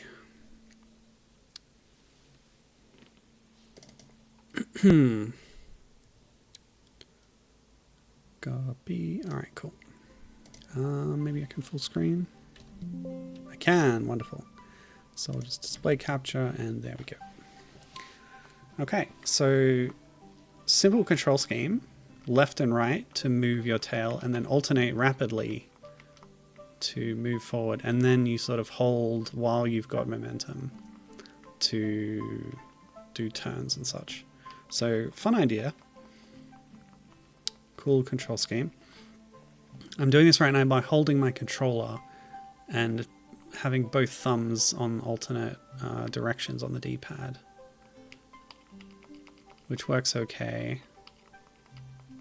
But it would probably be better with arrow keys where you can press them independently.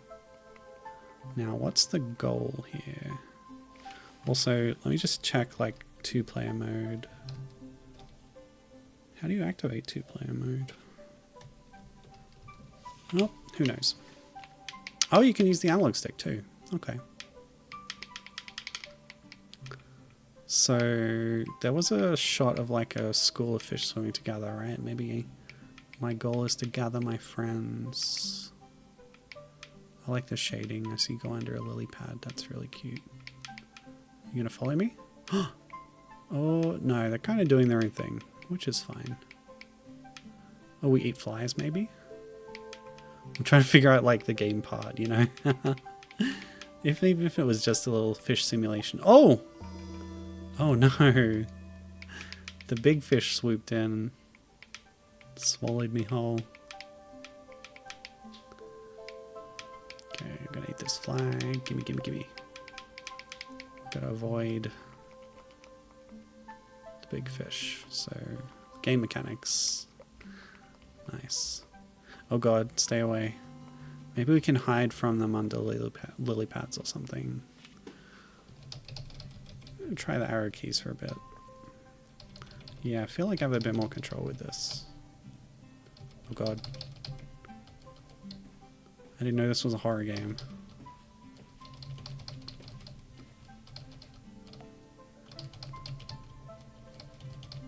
But I was given a high score, so it is a video game after all.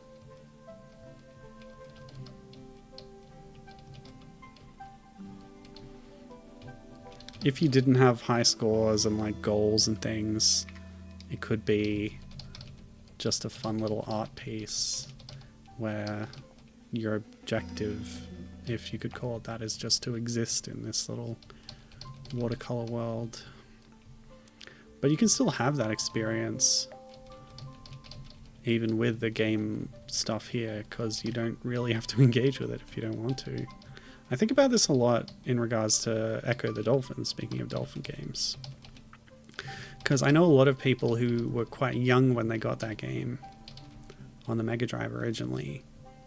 Their experience with it was, I'm a dolphin who just swims around in the ocean.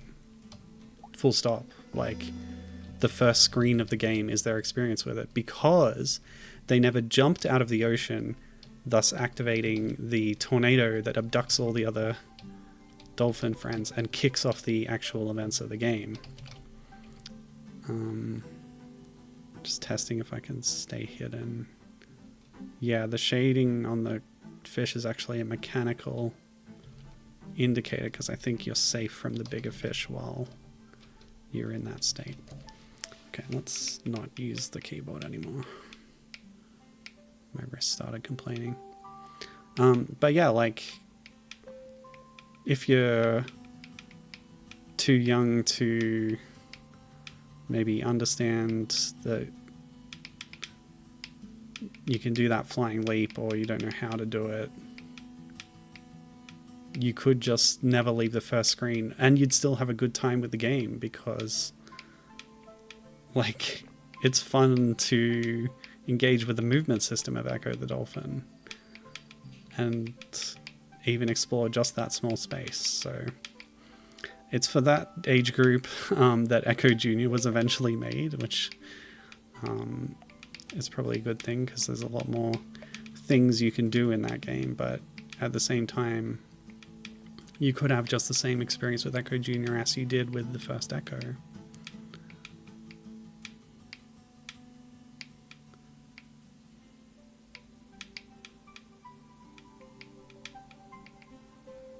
But if you did proceed, you wouldn't have like incredibly difficult auto scrollers and scary aliens and stuff.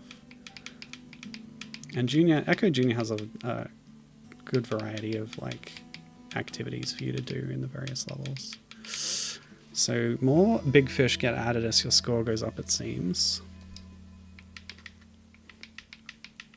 But hey, this is really cute. I love the style of this. I love the control scheme. And yeah, it's kind of arcadey as well. Just being in this one little screen and seeing how well you can do. Oh, the chase. Oh, that was fun. A little emergent situation there. Oh, I love it. This is great.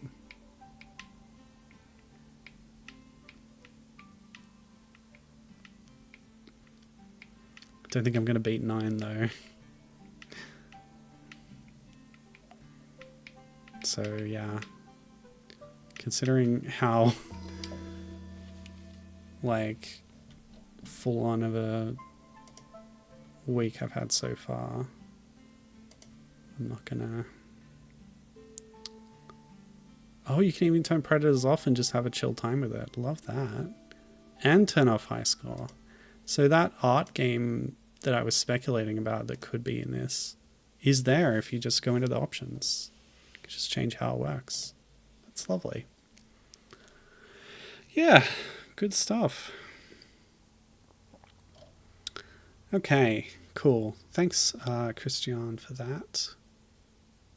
I love it. Love being a little fish. Okay, let's see what's up next. Rose Azati makes free music and also Bitsy games. I am queer, am I legit? Yes. Some Pokemon themed stuff, including this one today. This is a Bitsy game based on Pokemon. It's like a Pokemon fan game, I guess. Pokemon Core.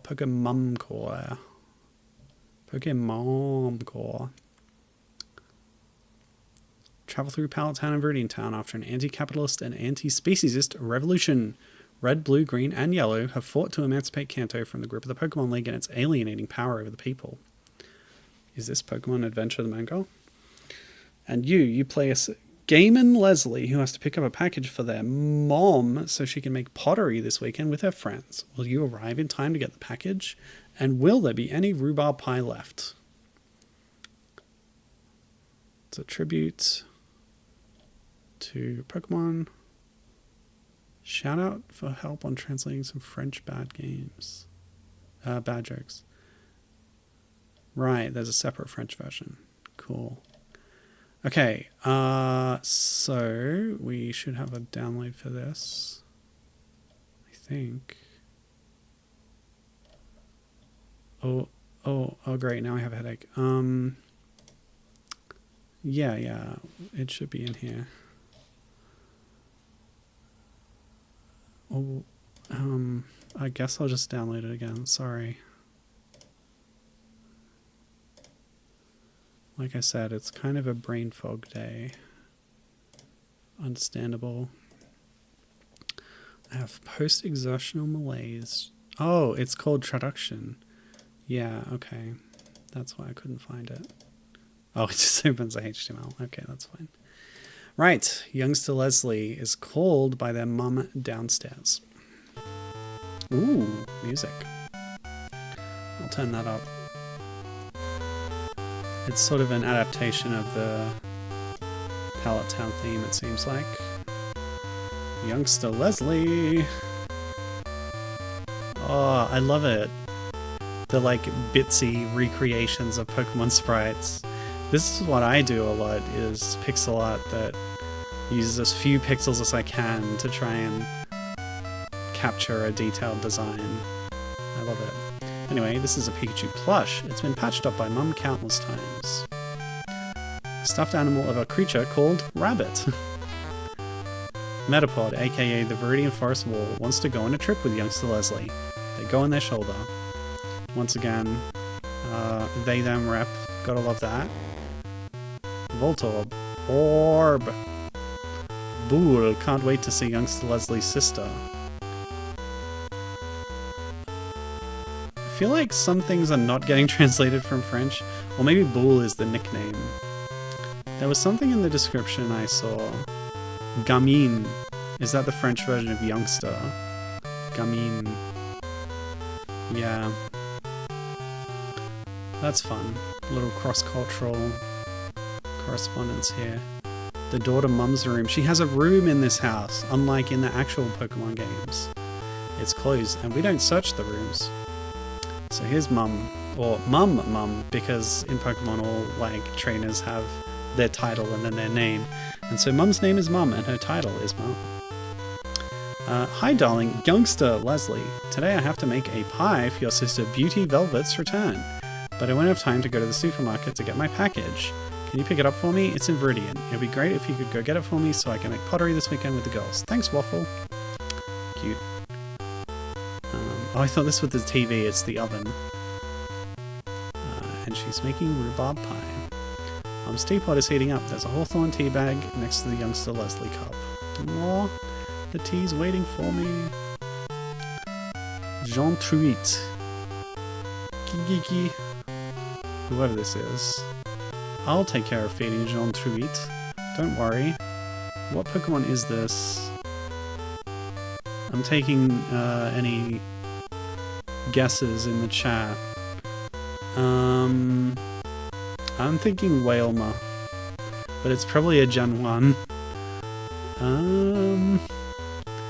Oh, what's that tea one from Gen 9, is it? Sinistea in teacup, because it looks like a teacup. I'm not sure if it is just going to be Gen 1, but I assume it is, since... Look, it's Pallet Town. Firo, it's cold up in the sky. Professor Oak's lab. A monument to Pika, the Pikachu of Red, who fell in battle against the Pokemon League of Kanto. Oh wow. The deep lore. Tentacruel. I thought it was a Poliwag, but that's a Tentacruel, I guess. Fishable Manjoni. I love fishing, it relaxes me. But I hope that Pallet Towner Eric will die soon because I'm sick of his reactionary speech. Wow. You're in Pallet Town, town of the heroes of the revolution. Oh, I love it. So we also have a path to the right, but let's check the other houses, I guess. Pokemons are our comrades. Finally. Pokemon being treated, like, well. So this is Pallet Town Eric. I don't recognize my good old Pallet Town anymore. Ever since the revolutionaries cut a hole in the forest to have a so-called community center. Blah blah blah. All socialists who will bring them blah blah blah. Pallet Town Eric continues to talk to himself in his sourness. Seems familiar. Okay, what about this one? Red's house. Who lives here? That's a Pidgeot, I guess. I thought this was a human. But there we go. The television broadcasts a cartoon about a young girl with pink hair who tries to emancipate herself from the patriarchal systems. Nice. What show is that? If it doesn't exist, it should. So this looks like Red with a walking stick. So I guess he's aged. Oh no, it's the mum of Red. Hello, youngster Leslie. How's your week going? It's nice to have you, your sister, and mum as neighbours. It's been gloomy since Blue left and her mum passed away. Thanks for brightening up the neighbourhood. Okay, so this is following the Japanese version of Pokemon, including Pokemon Special, which is how I originally read it via fan translations, where Blue is the girl in the black dress. Green is the guy who looks like Gary Oak with the spiky hair. Whereas when they localized it, Red and Blue were the protagonist and rival, and Green was the girl. It's confusing.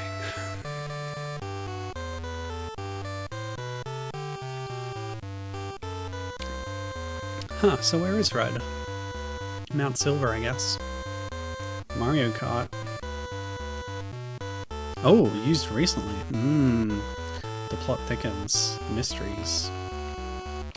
Okay, let's check out... Oh, we haven't been in the lab, I guess. Researcher. Assistant Khalid. I am Professor Oak's assistant. I'm trying to learn as much as I can with him because he'll be retiring in a few months. I've started to develop animal care tools that avoid caging, but it's still very experimental. Super potions are good tools, but they're very expensive to produce. Okay, what's this? I'm gonna guess Executor. It's Paris. Oh yeah, I can see that. That's a good one. Congrats to all my animal homies. Nice. Now this has got to be Machamp, right? No, it's a human. Oh, it was Hitmonlee. Okay, it is a Pokemon. Yeah, I can see that too. That's good because that's got the block-shaped torso with the eyes on it because it doesn't have a head. Now that's Charmander, right? Surely. It's Drowsy. Yeah, the snout. I should have known. It's got a big schnoz. Hello, Oak. Honestly, that's a really good rendition of Professor Oak. With few pixels. Hello, youngster Leslie. I don't think we've ever met. I'm Professor Oak, and I've been studying Pokemon for many years. Retirement is coming soon, haha.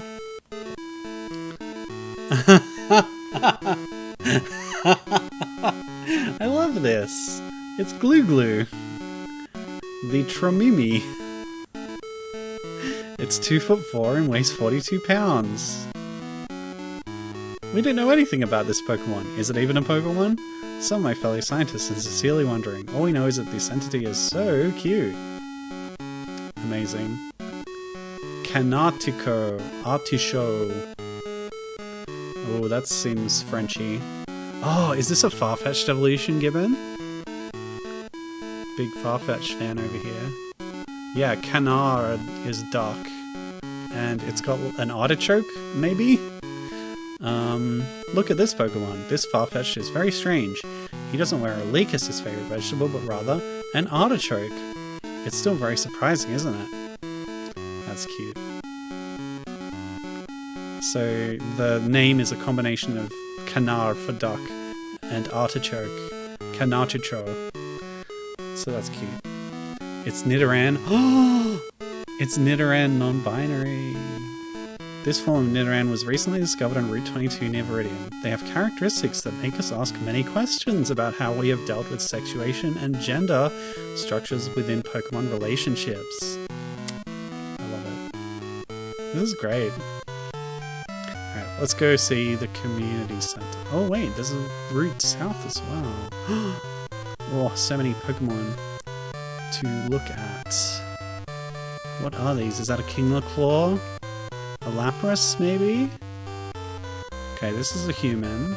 Grandma Cindy. I'm so excited to see my grandchildren playing with Pokemon. Okay, so this is Charmander. Maybe this is Pikachu, Bulbasaur, Squirtle, and this is Charizard. Those are my guesses. Kangaskhan. I love Kangaskhan. One of my faves. I was happy to see their child and Cubone playing with little child Giuseppe and little child Matthew. Okay. So, I guess these are children, and this is the baby, and this is Cubone? Okay. Bravo, the social security services. Kangaskhan baby. Destroy capitalism. Giuseppe says, let's play at the establishment of the social security services. And Matthew says, we play to destroy the capitalist regime. Amazing. As it should be. Okay, let's go east. Gengar. Scyther?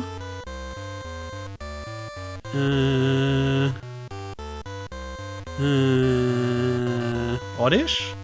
Those are my guesses. Okay, let's check. Tauros. Oh yeah, the head on top of the body and then the tail. Yeah, I see it. I would like to take embroidery classes. Palatown and Marjolaine. We'll see you tomorrow. I'll go to the pottery class. I can ask if you can join the embroidery class there. Hope your hooves are dexterous enough, but that's your problem. We're not going to exclude you on that basis, obviously. Monday 6 PM gardening class by Gardener Juliet. Resting class. I need that. With Jigglypuff. Weekly meeting of non-human language practices with Meowth. Raging embroidery morning with Raging Alice and Mew. Ooh, hello. The non-human workers union. Yes, unionize. Guitar class with Rockstar Maria and Gengar. Pottery class with Machamp. Pallet Town's Lotto. They're not letting me in the community center? What? Yes, it was Scyther. I was correct. This is a person. It's Juliet. To take care of gardens, trees, forests, small flowers. To discover again your home, your neighborhood, your city. To look at the birds. To listen to the world outside the framework of capitalist time. Bravo the garden. Nice. So I thought this was an Oddish. It's a Magmar. Okay. Can you see the butt head? Oh yeah, and the tail? Sure. Anyway, they seem happy. The house is closed. Alright, well that leaves our options limited to up. Yeah, new route music. It's Abra, surely. Says nothing and vibes in the air. Good for them. Caterpie. Weedle. I was close. Now this must be Gloom. Oh, it's less Jocelyn. Okay, down with the patriarchal system and capitalism. I agree. Oh wait, I see the hair. Yeah. Okay. Oh, this has got to be Gloom. And Meowth. And a person. Bugcatcher. Yeah. Young Celestly, how are you? It's been a long time since I've seen you out there. I'm so happy. Points to the Pokemon next to her.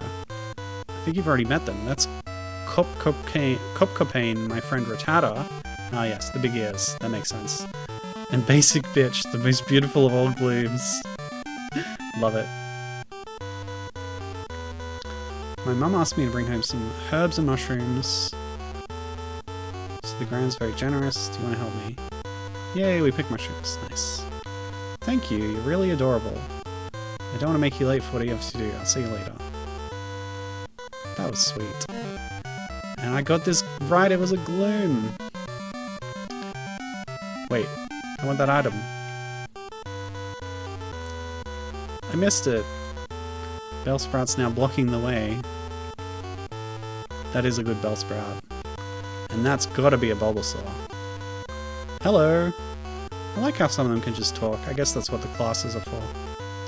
Well, we missed out on that item. There might have been some kind of commentary about capitalism when we picked it up. I was looking forward to that. So this is Growlithe, right? Yeah. And this... We saw a Pidgeot before. This must be Pidgey. I'm a Pidgey! It's name raider Laura, so we're going for a little walk. Can I pick up a package for Mummy? Oh yeah? Oh no! They're fighting me. Rude. I don't even know who my Pokemon is. Actually, this is impressive to have been done in Bitsy. This kind of screen, you don't see stuff like this very much. Anyway, Name Raider Laura wants to uncap you. But Name Raider Laura doesn't have a Pokemon. Oopsie! I left my Pokemon in the spa. Another good opportunity to go there. Okay, bye. Weird. Oh, Bellsprout's out of the way. Let's go back and grab that item.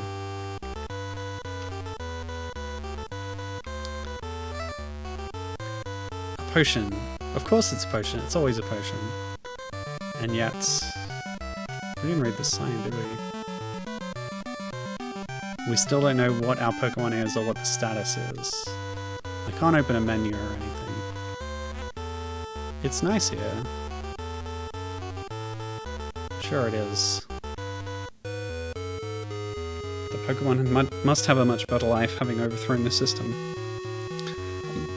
On the sign is written, "Welcome to Viridian. Visit our hot springs." That's new. Oh, so much to see. Clefairy? Jigglypuff.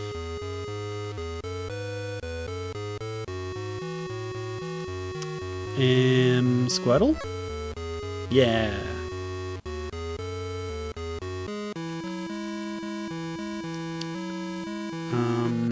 Eevee.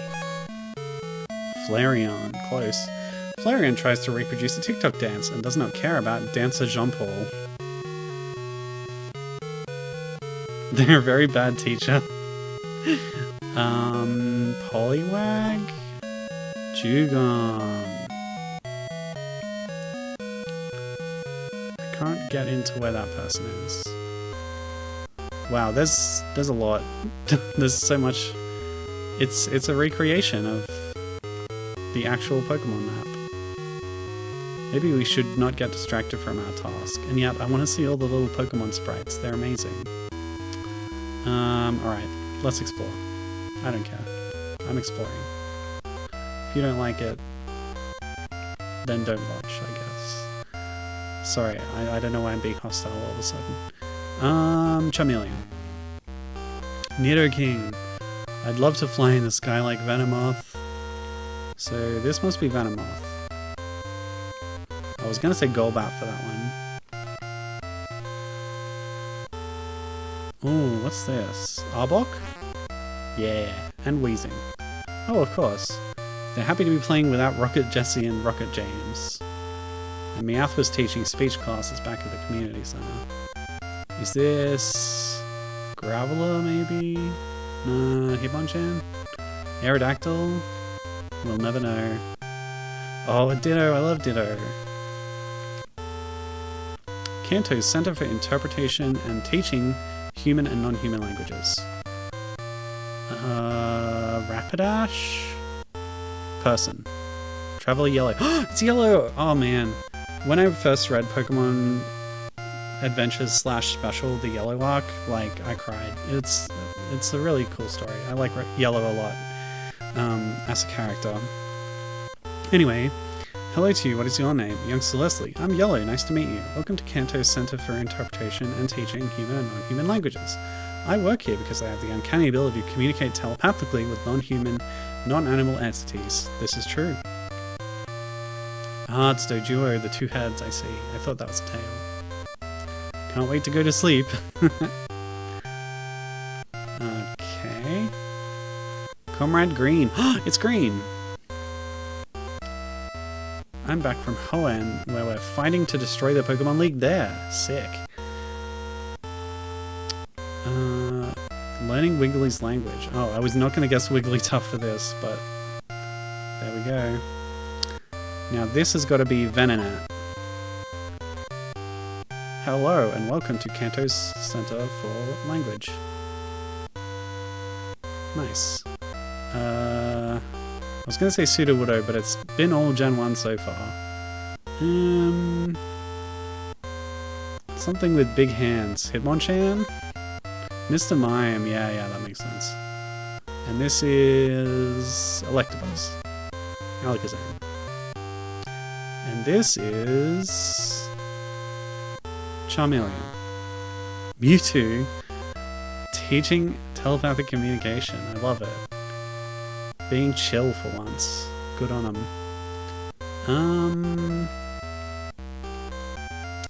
I don't know. Meowth, okay, sure. Formerly a Team Rocket member. The first non-human to learn how to speak. Cute. This is Pinsir. Machamp. The forearms, I see it. Slowking and Red Hero. Should be Hero Red, I guess. So this is where Red is. Wait, Slowking's not Gen 1, but it is a Gen 1 Evo, so I'll allow it. Johto is sorely lacking in the medical technology developed here in Kanto.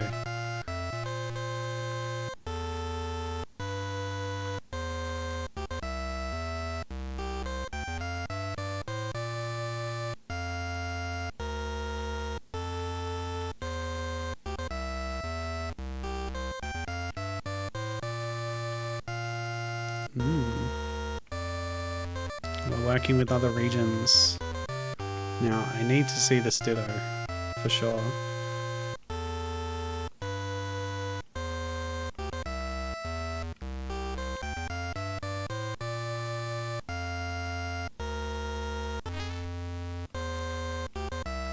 It is looking intensely.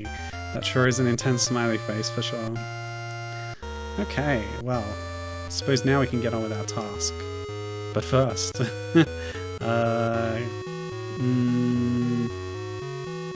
Onyx. Caterpie? Oh yeah, with the head wobbly thing. During the revolution, I thought they were cut down pretty, but no, they had the presence of mind to take into account the struggle to conserve the ecosystem. Good stuff. Two big head thingies. Is this Jinx? Oh, this is Executor. Executor's good. And that's a Clefairy and a Diglett, surely. Just this background details, I love that. They really, yeah, stretch themselves to make a bunch of Pokemon sprites, which is lovely. On the sign is tagged a French graffiti, Sous le pave, les topicures. I don't know what that means, I'm sorry. Who's in here? Ah, the Poke Center. So that's a Vileplume?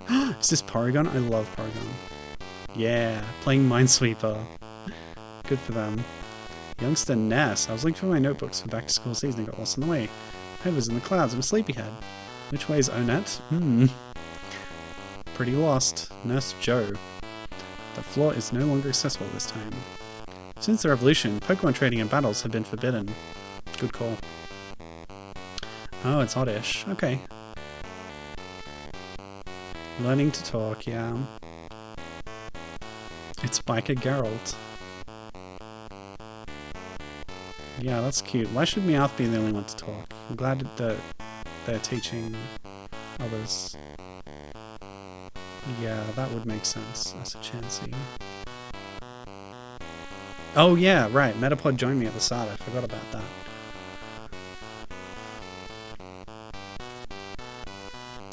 Okay, cool.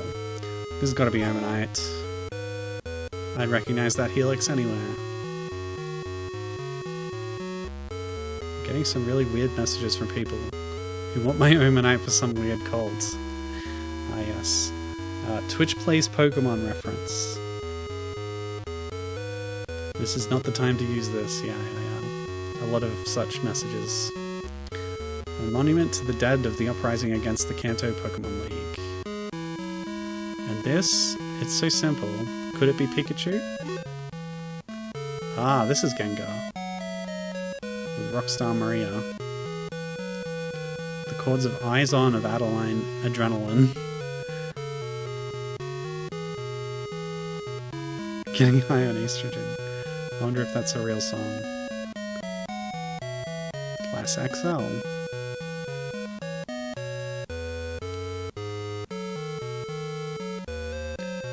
To buy derived products from the work of an oppressor is supporting the oppressor economically and allow them to perpetuate their mortifying ideas. Yes. Much to think about. Oh. Ah yes, the package. Mum? Yes, I got that one. Have a good day. Yeah, I'm good.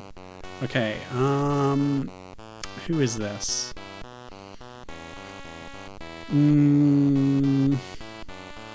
Vaguely humanoid with big hair. This has got to be Jinx, right? It's Lickitung, of course. Giant tongue. Thanks. The new Storm mascot. Yeah, it's great. Electech. Is that like the French word for Electabuzz? Maybe. Okay, so a few more screens to look at. Oh, that's a perfect Geodude.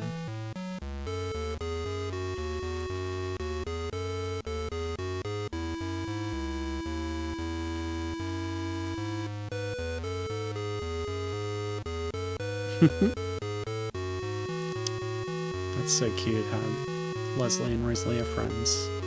Or maybe more than friends. Scientist Surge. I love my friend Magnemite. They're so cute and anti-capitalist. Two great qualities. Oh wow, okay. First of all.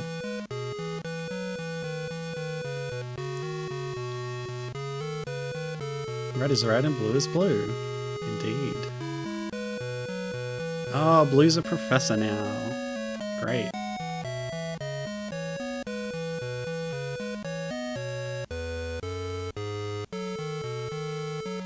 The board. The Kanto Revolution originated from the uprising of the people against the Kanto Pokemon League. Oddish. Oh no, we saw an Oddish before, so this is Charizard. You can see the wings and the head. Yeah. The ceiling of the school is a bit small, Blue. Yeah, Charizard's too tall. Actually, Charizard's only 5 foot tall, by the way. So this has got to be an Eevee. Yeah. I don't know yet what I want to evolve into, and if it's what I want. You're not obliged to do anything, Eevee. Now, surely this is a jinx. I would have said Mr. Mime, but we saw that already. Oh, it's last Susie, of course.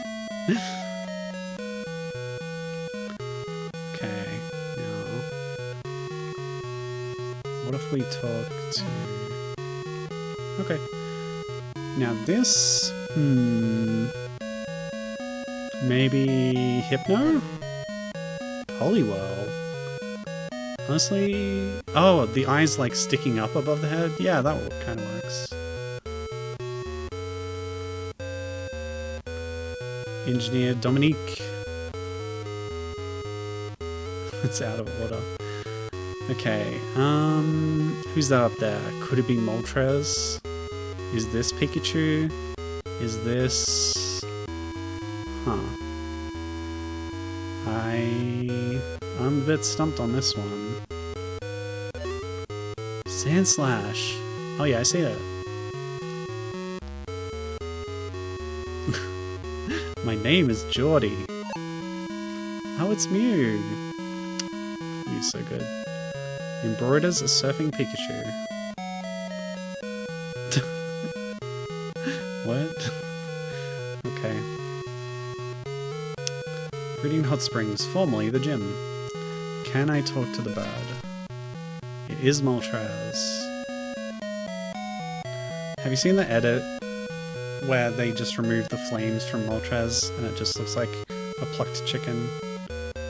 Anyway, apparently it's feeding the heat baths, which is nice. Is this... It kind of looks like Lanoon, but it can't be. Slowpoke, yeah.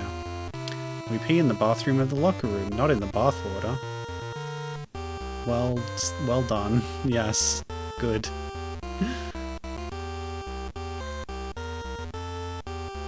Shall we go in the hot spring with Metapod? Wait, what? Okay, cool. So we change between... So that's got to be Staryu. And... It's Yoshi. As for you, Krabby, Victory Bell. Alright, let's check. Digimon Agumon. These hot springs are so popular that we even heard about them in the Digiworld. Porygon as you call them around here, has praised it to us greatly. I love that idea that Porygon is the one that transcends the borders of Pokemon and Digimon. Amazing. Oh, it's Machop.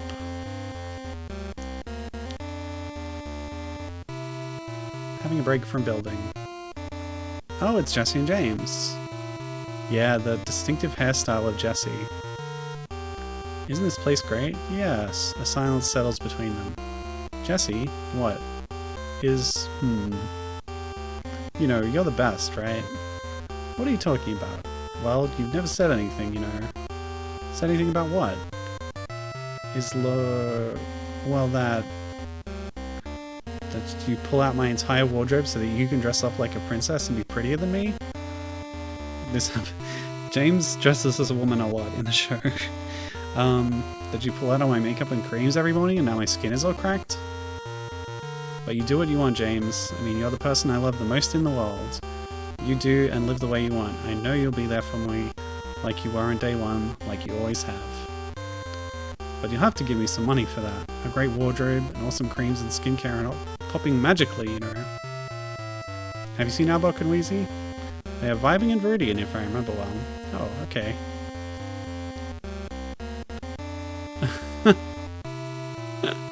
What is love? Awesome.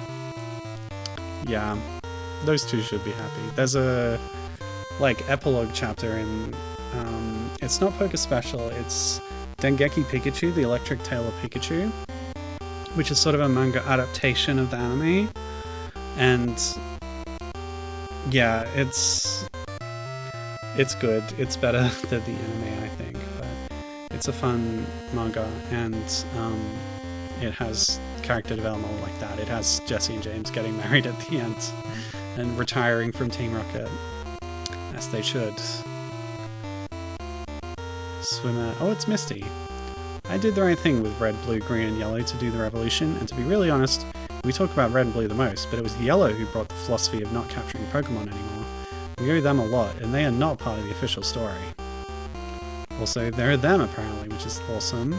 There was this whole thing with Yellow's gender in Poker Special, which is part of why I like the character.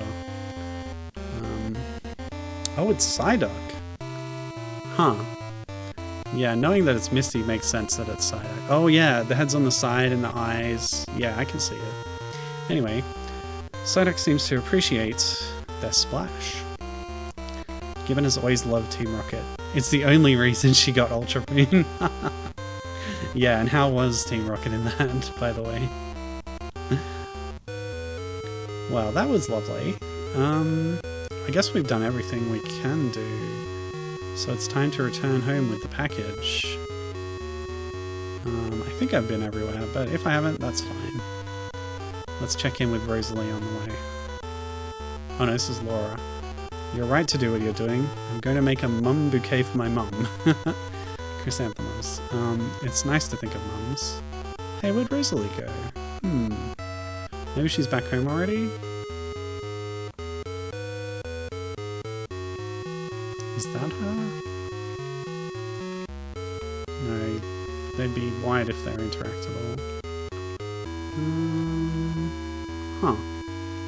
Hang on, let's just check in.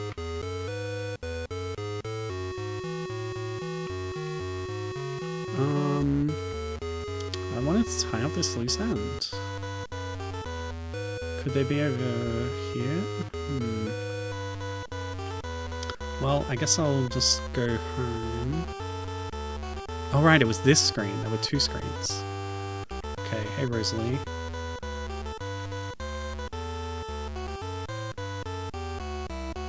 I'll talk to you on Discord. Nice, love that. Okay, cool. I guess that wraps that up. So let's return the package at last.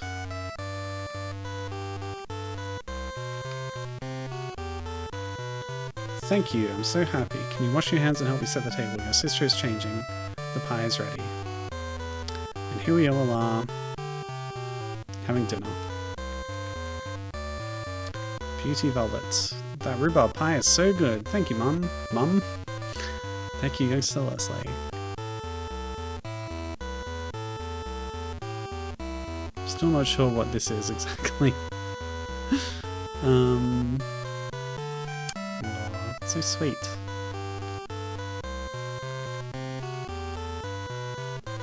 Don't eat in your bedroom, we always eat on the table. Well...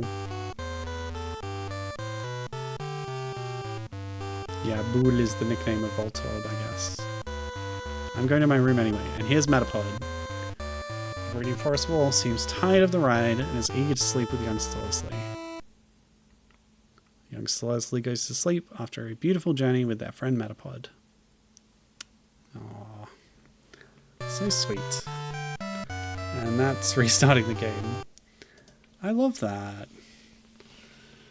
Just a cute little Pokemon fan game with that fun anti-capitalist revolution lore in the background and all the little translations of the sprites. Yeah, I loved seeing how they converted them all. Awesome. Gibbon is commenting on Ultra Team Rainbow Rocket. I hate that they canonized the Pokemon Timeline's multiverse BS, is my feelings on that. Giovanni going from local Mafia Don to leader of a multiversal league of supervillains Lex Luthor style is lame as hell. And yeah, I agree. That was never Giovanni's role. But hey, you gotta, I guess, justify your second unnecessary release of a game. Yeah, Pokemon has multiverse idiocy. As of... When did they start doing the idiocy? Was it... There's definitely idiocy in Omega Ruby Alpha Sapphire, which is the same generation. Ugh, is it the same? Is that 6 or 7? Ugh, I don't remember. But yeah, Pokemon Timelines, don't look it up. It's stupid.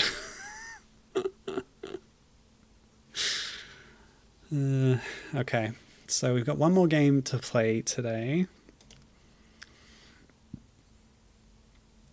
Given has ignored it all and shall continue to do so. Yeah, the only alternate Pokemon timeline you need to worry about is the anti-fascist revolution version in this fan game. That's the real timeline. Yeah. Okay, last one today, and then I can rest. Much needed rest. Borbo's Quest by Frogsoft. Frogsoft makes weird games, run by Steven Kirschbaumer. Nice.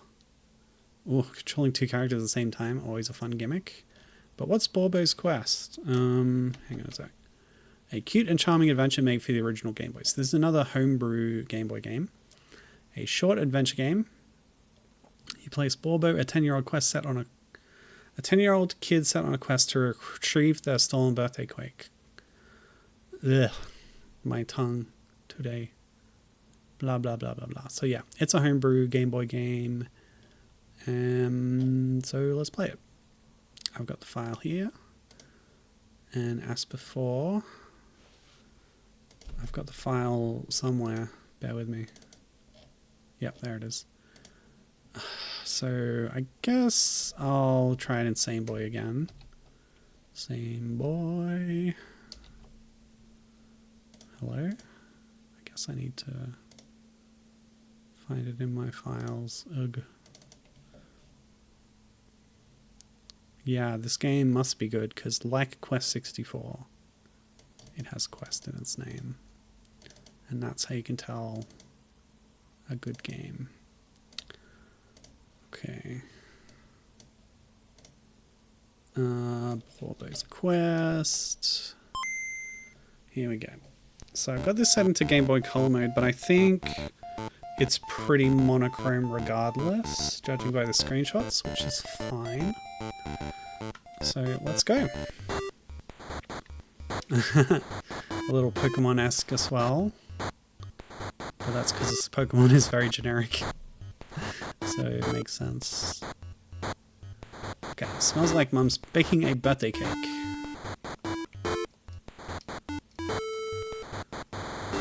Ooh. I should go see the wizard, apparently. What's on the telly? Mysterious bandit on the loose. Next up, Spicy Ray's Cook Stravaganza. Okay. Oh, this is nice. Nice sprite art.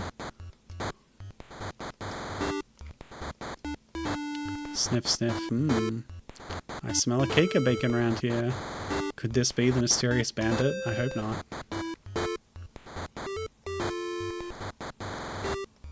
A ghost in the Cave of Terror. Oh no. How's your training with the wizard going? Okay, context, character. I'm gonna be honest, my energy levels are very low, so I'm gonna not do all the dialogue and go to every location this time. I'm just gonna beeline for the wizard. Oh, but a cat. I must interact with a cat. You get achievements for interacting with cats? I love it. Okay, so let's talk to the wizard. Oh, Borbo. Nice close-up. Happy birthday, my dear apprentice. This is also a Game Boy homebrew again, by the way. So this is all running on, theoretically, original Game Boy stuff. Borbo is no Brian. Well, not many people can claim to be as good as Quest 64's Brian. Over these past years, you have grown to master the arcane arts. This is so unexpected. That is why I present to you a powerful gift. The moon crystal. Now I can move the massive moon boulders spread throughout the world. Perhaps you should head to the Cave of Terror to try your new powers. So I'm sure talking to people would signpost that and tell me some more things. But again, I'm going to skip that. Oh no! The thief has my birthday cake. My name is Nasty Cake Jake, and this cake is mine now. Wow. I love that. Nasty Cake Jake ran south. Yeah, I saw that, actually.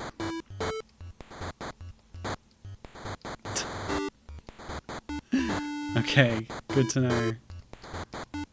Gosh, I'm so hungry.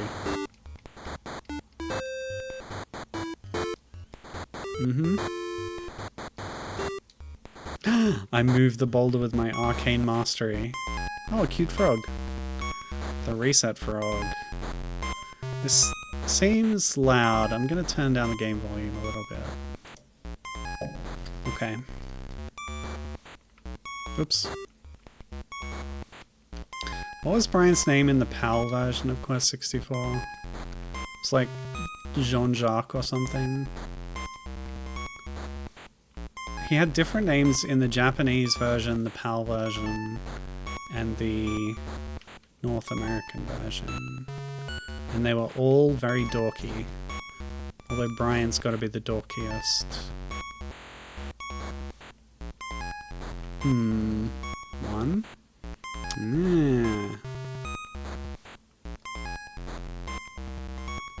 Well, that was a mistake.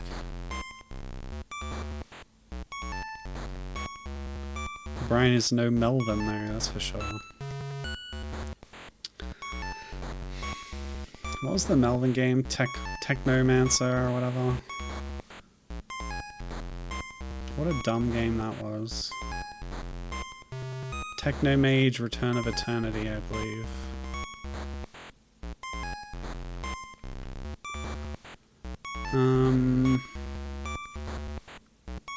Okay, we got more block puzzles, of course.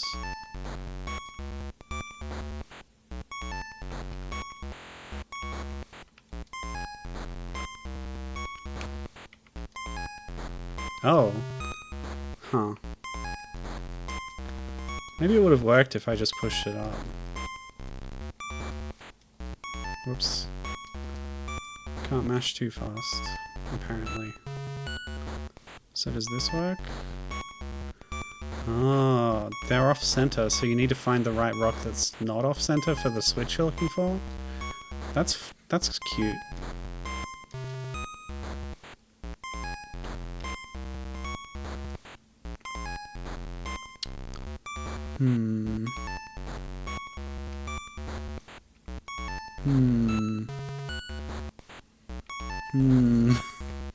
Oh, it's probably this one. Oh, and those little rocks are how you move the half step. That's clever. I like that. So this will go straight up. But how do I move this one? Ah, yes. Well, let's just do this first, because that's obviously the right move. But I need to be able to move this down. Oh, by doing this, yeah? Okay, cool. Is that enough? Wait, I won't be able to push it up. Can I do this? And then... Okay. Yeah, that's a fun little mechanic. The half steps. Well, these ghosts don't seem so scary. Don't tell Chef Booster this, but none of us can actually eat his cooking. It just goes right through us. Ah, Casper rules. Blueberry pies. Uh-huh. No thanks. Haven't got my pie yet. Hey, buddy. Chef Booster. Kitchen of Boo-lightful treats. Goulash, spook-getty. How about ice cream? Don't put ice cream in your pocket. That's, okay. Alright, well we can feed the ice cream to the hungry person.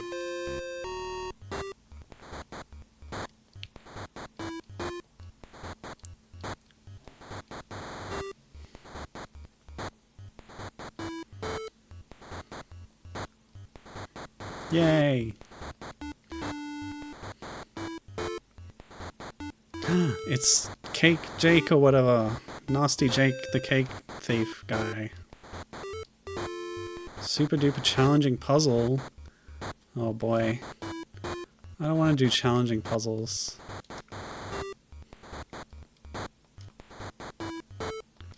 Okay.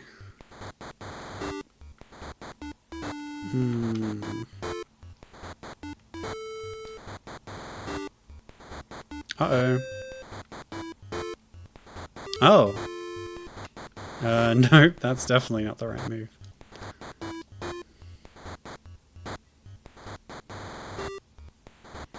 Okay.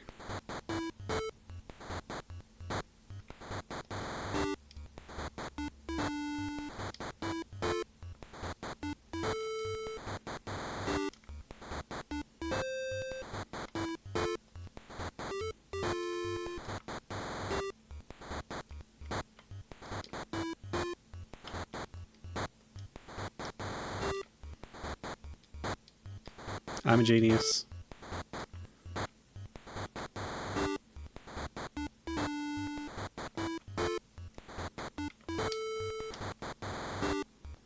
Never question me again.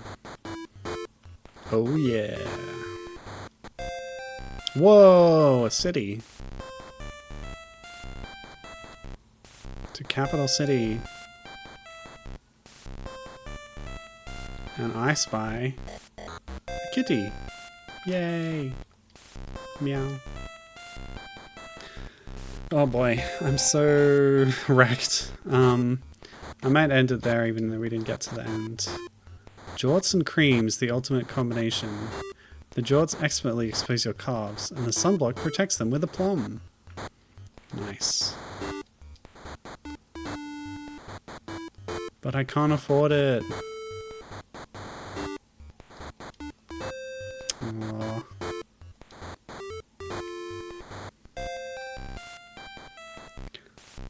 Hot take is that Quest 64 is peak queer gaming. Huh. I'm gonna ask you to elaborate on that some other time. Because I really want to know more, but I can't right now. I have to go rest. And yeah, that was Blorbo's Quest. Which, yeah, really cute looking little Game Boy adventure game. It's quite well made. It's got some fun little block pushing puzzles. Thank you. I'll have a rest and I'll be right as rain soon. Just a look at a little preview of the screenshots. It could be that there aren't that many more locations. But yeah, really cute game. I like the look of it, and I like the cut of its jib and its vibe. So that was the end of my coverage of the Play for Peace Games for Palestine charity bundle. The jam is over. Oh, the bundle is over, of course, but you can still contribute to humanitarian aid for Palestine. Or you can look at the list of games in there and check them out. Some of them you'll have to buy, but for some of them it's worth it because they were quite good. Thank you for watching. It's been really fun checking out this wide variety of games, and you viewers and commenters have made it a much more pleasant experience for me to do so. And I hope I've brightened your day a little. So yeah, those games were cool. Thank you for watching. Goodbye. Oh, next time? No idea. I haven't thought about it yet. We'll figure something out. Stay tuned, I guess. See ya. Palestine. Yeah. Bye.